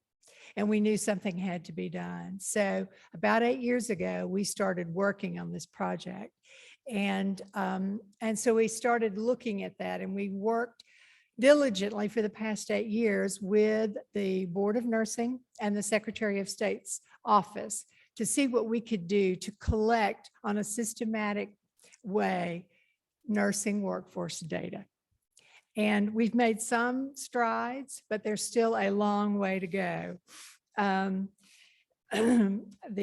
We created actually in 2018, we came to you all and asked you if you could help us with this. And we got the law changed. And I'm very excited to tell you that that has helped us tremendously because you charged the then Georgia Physician Workforce Board. You changed the name and you charged it with collecting and analyzing, not collecting, but analyzing workforce data for nurses. And so we have worked with, unfortunately, we were all very saddened at the recent passing of LaShawn Hughes, but she was very instrumental in working with us and with the Board of Nursing to begin collecting and analyzing this data within the newly created, formed Georgia Board of Healthcare Workforce. And so in 2019, they formed an advisory committee, and there's actually 7 of us, PhD prepared individuals who volunteer our time to work between the Board of Nursing and the Georgia Board of Healthcare Workforce. And we helped the Board of Nursing to revise the Georgia licensure survey for registered nurses. And we looked at the national minimum data set that is used across the country to ask questions for nurses. And we adopted that and revised the questionnaire for nurses that is sent out. We got a ruling twice now from the Attorney General's office if we could make that required of all nurses to fill out. They said no, it was going to take a change in the law as well to get nurses to require them to fill out all of that. So we don't have a very good response rate from nurses. So that is a handicap and a real challenge for us. But in 2019, we were able to, for the first time, as a result of the good work of the legislature and the change of the law and the cooperation of a couple of state agencies working together with our advisory committee, to come up with what I wanted to show you. Y'all can't see it, but I think you can see it, right? Are you seeing what I'm seeing? Okay, good. This is a dashboard, and this has always existed for physicians, dentists. Can you help me? Thank you. All right. This has existed for the other health professionals, but not for nursing until 2019, after we passed that law. Thank you very much. So I wanted to show you because it really is nice. While it's not perfect, and if we had the change in the law that would require nurses to fill out all of the data, it would give us a much better and much more complete information. Let me see if I can scroll down here. But every legislator and every individual can go to this and find out exactly how many nurses is working in their county. It's county by county. I can't see how to scroll here.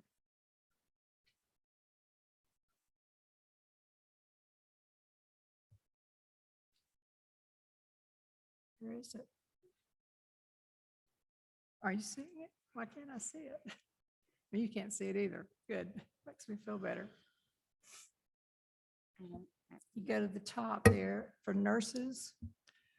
I think in the interest of time, we may need Yeah, to well, just anyway, kind of abandon this. It does We've there got for more. nurses, and it shows you, I don't have my PowerPoint with me that shows the nurses, but it allows you to go to every county in Georgia and shows where the nurses are by classification, by where they're LPN, RNs, APRNs, and it shows where they live in every county. So you can tell what your county has in terms of the classification of nurses. So that is a tremendous advancement for the nurses. The challenges we have, however, is we have an interstate compact.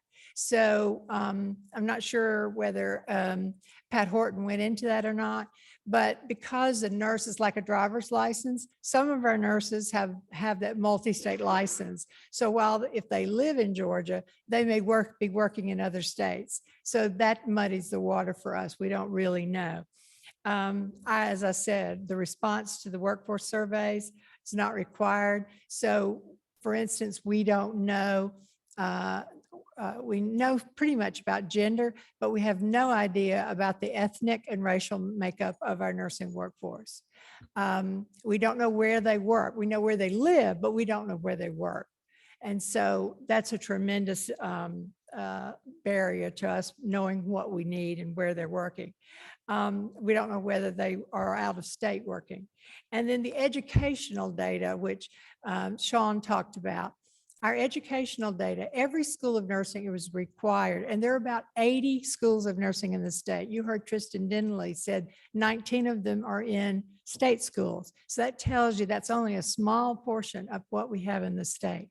But the Board of Nursing knows a wealth, they have a wealth of knowledge about those schools of nursing. They know faculty anticipated retirements, age of the faculty vacancies, and the challenges they're facing. They are required to fill out a comprehensive annual report and turn it into the Board of Nursing. But because of lack of resources, they don't compile and disseminate an annual report every year. And so that data stays at the Board of Nursing, and we're not privy to that. So we've offered to help them to do that, but they are under-resourced, and really there's a wealth of information that we could glean from that.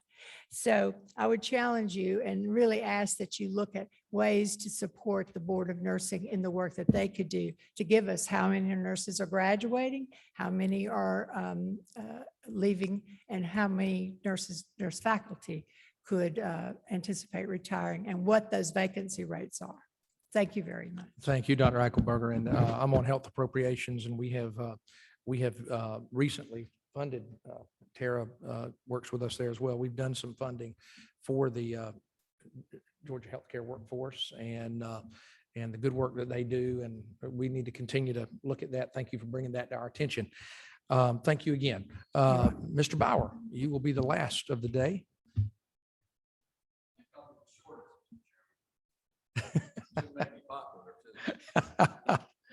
No way. We're not going to leave any man behind. Good afternoon. I'm Tom Bauer with Leading Age Georgia. And Tara, you can stay seated because this is my technical presentation. I don't need any help with it. Leading Age Georgia is mostly nonprofit providers of everything from retirement communities to HUD, high-rise, assisted living, personal care, and home and community-based services, including adult day services. I'm going to make three quick points. One, I want to piggyback up on the recent and so we have a lot of problems with getting CNAs and everything in our facilities. And you've heard some of that, and you heard Mr. Lamb talking.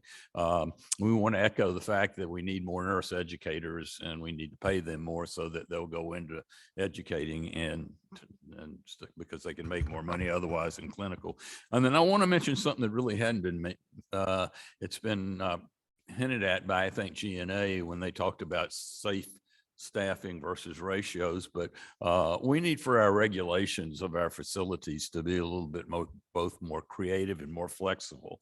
The General Assembly passed Chairman Cooper's bill on the assisted living, a pretty major bill, and some of and I wish Representative LaHood had not had to leave because he's really up on this.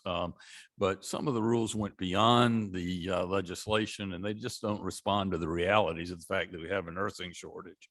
And for instance, an example that needs to be a nurse on every floor at all times. Well, most of our facilities, everybody goes up on, say, the first floor or whatever to eat.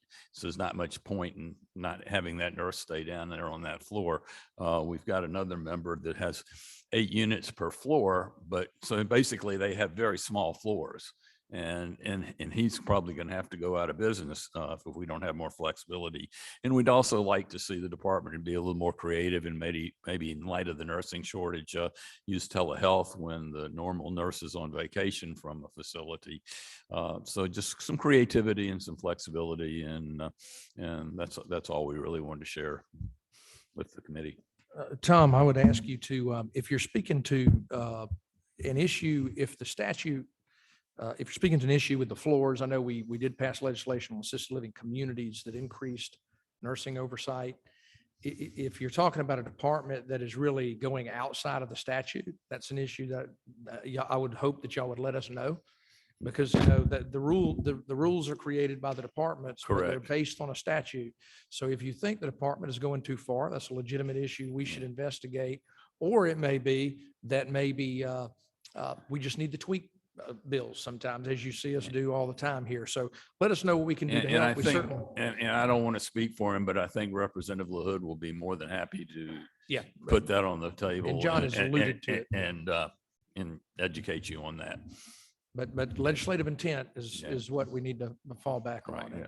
So thank you for your comments. Thank you very much for your. Thank you, sir. The community-based services, as well as our hospitals, our nursing homes, all of our different, every healthcare provider in the state are impacted by this. Thank you. Thanks to all of you for being here. I would, again, we welcome you to offer your ideas. You've done it today. We appreciate that. We welcome you to offer them in writing to any or all of us, or I would encourage you to offer them to the committee, to me, and I'll disseminate those, and every member can choose to pursue any effort that he thinks will be beneficial to solve this problem. Thank you all again, and hope you have a great evening.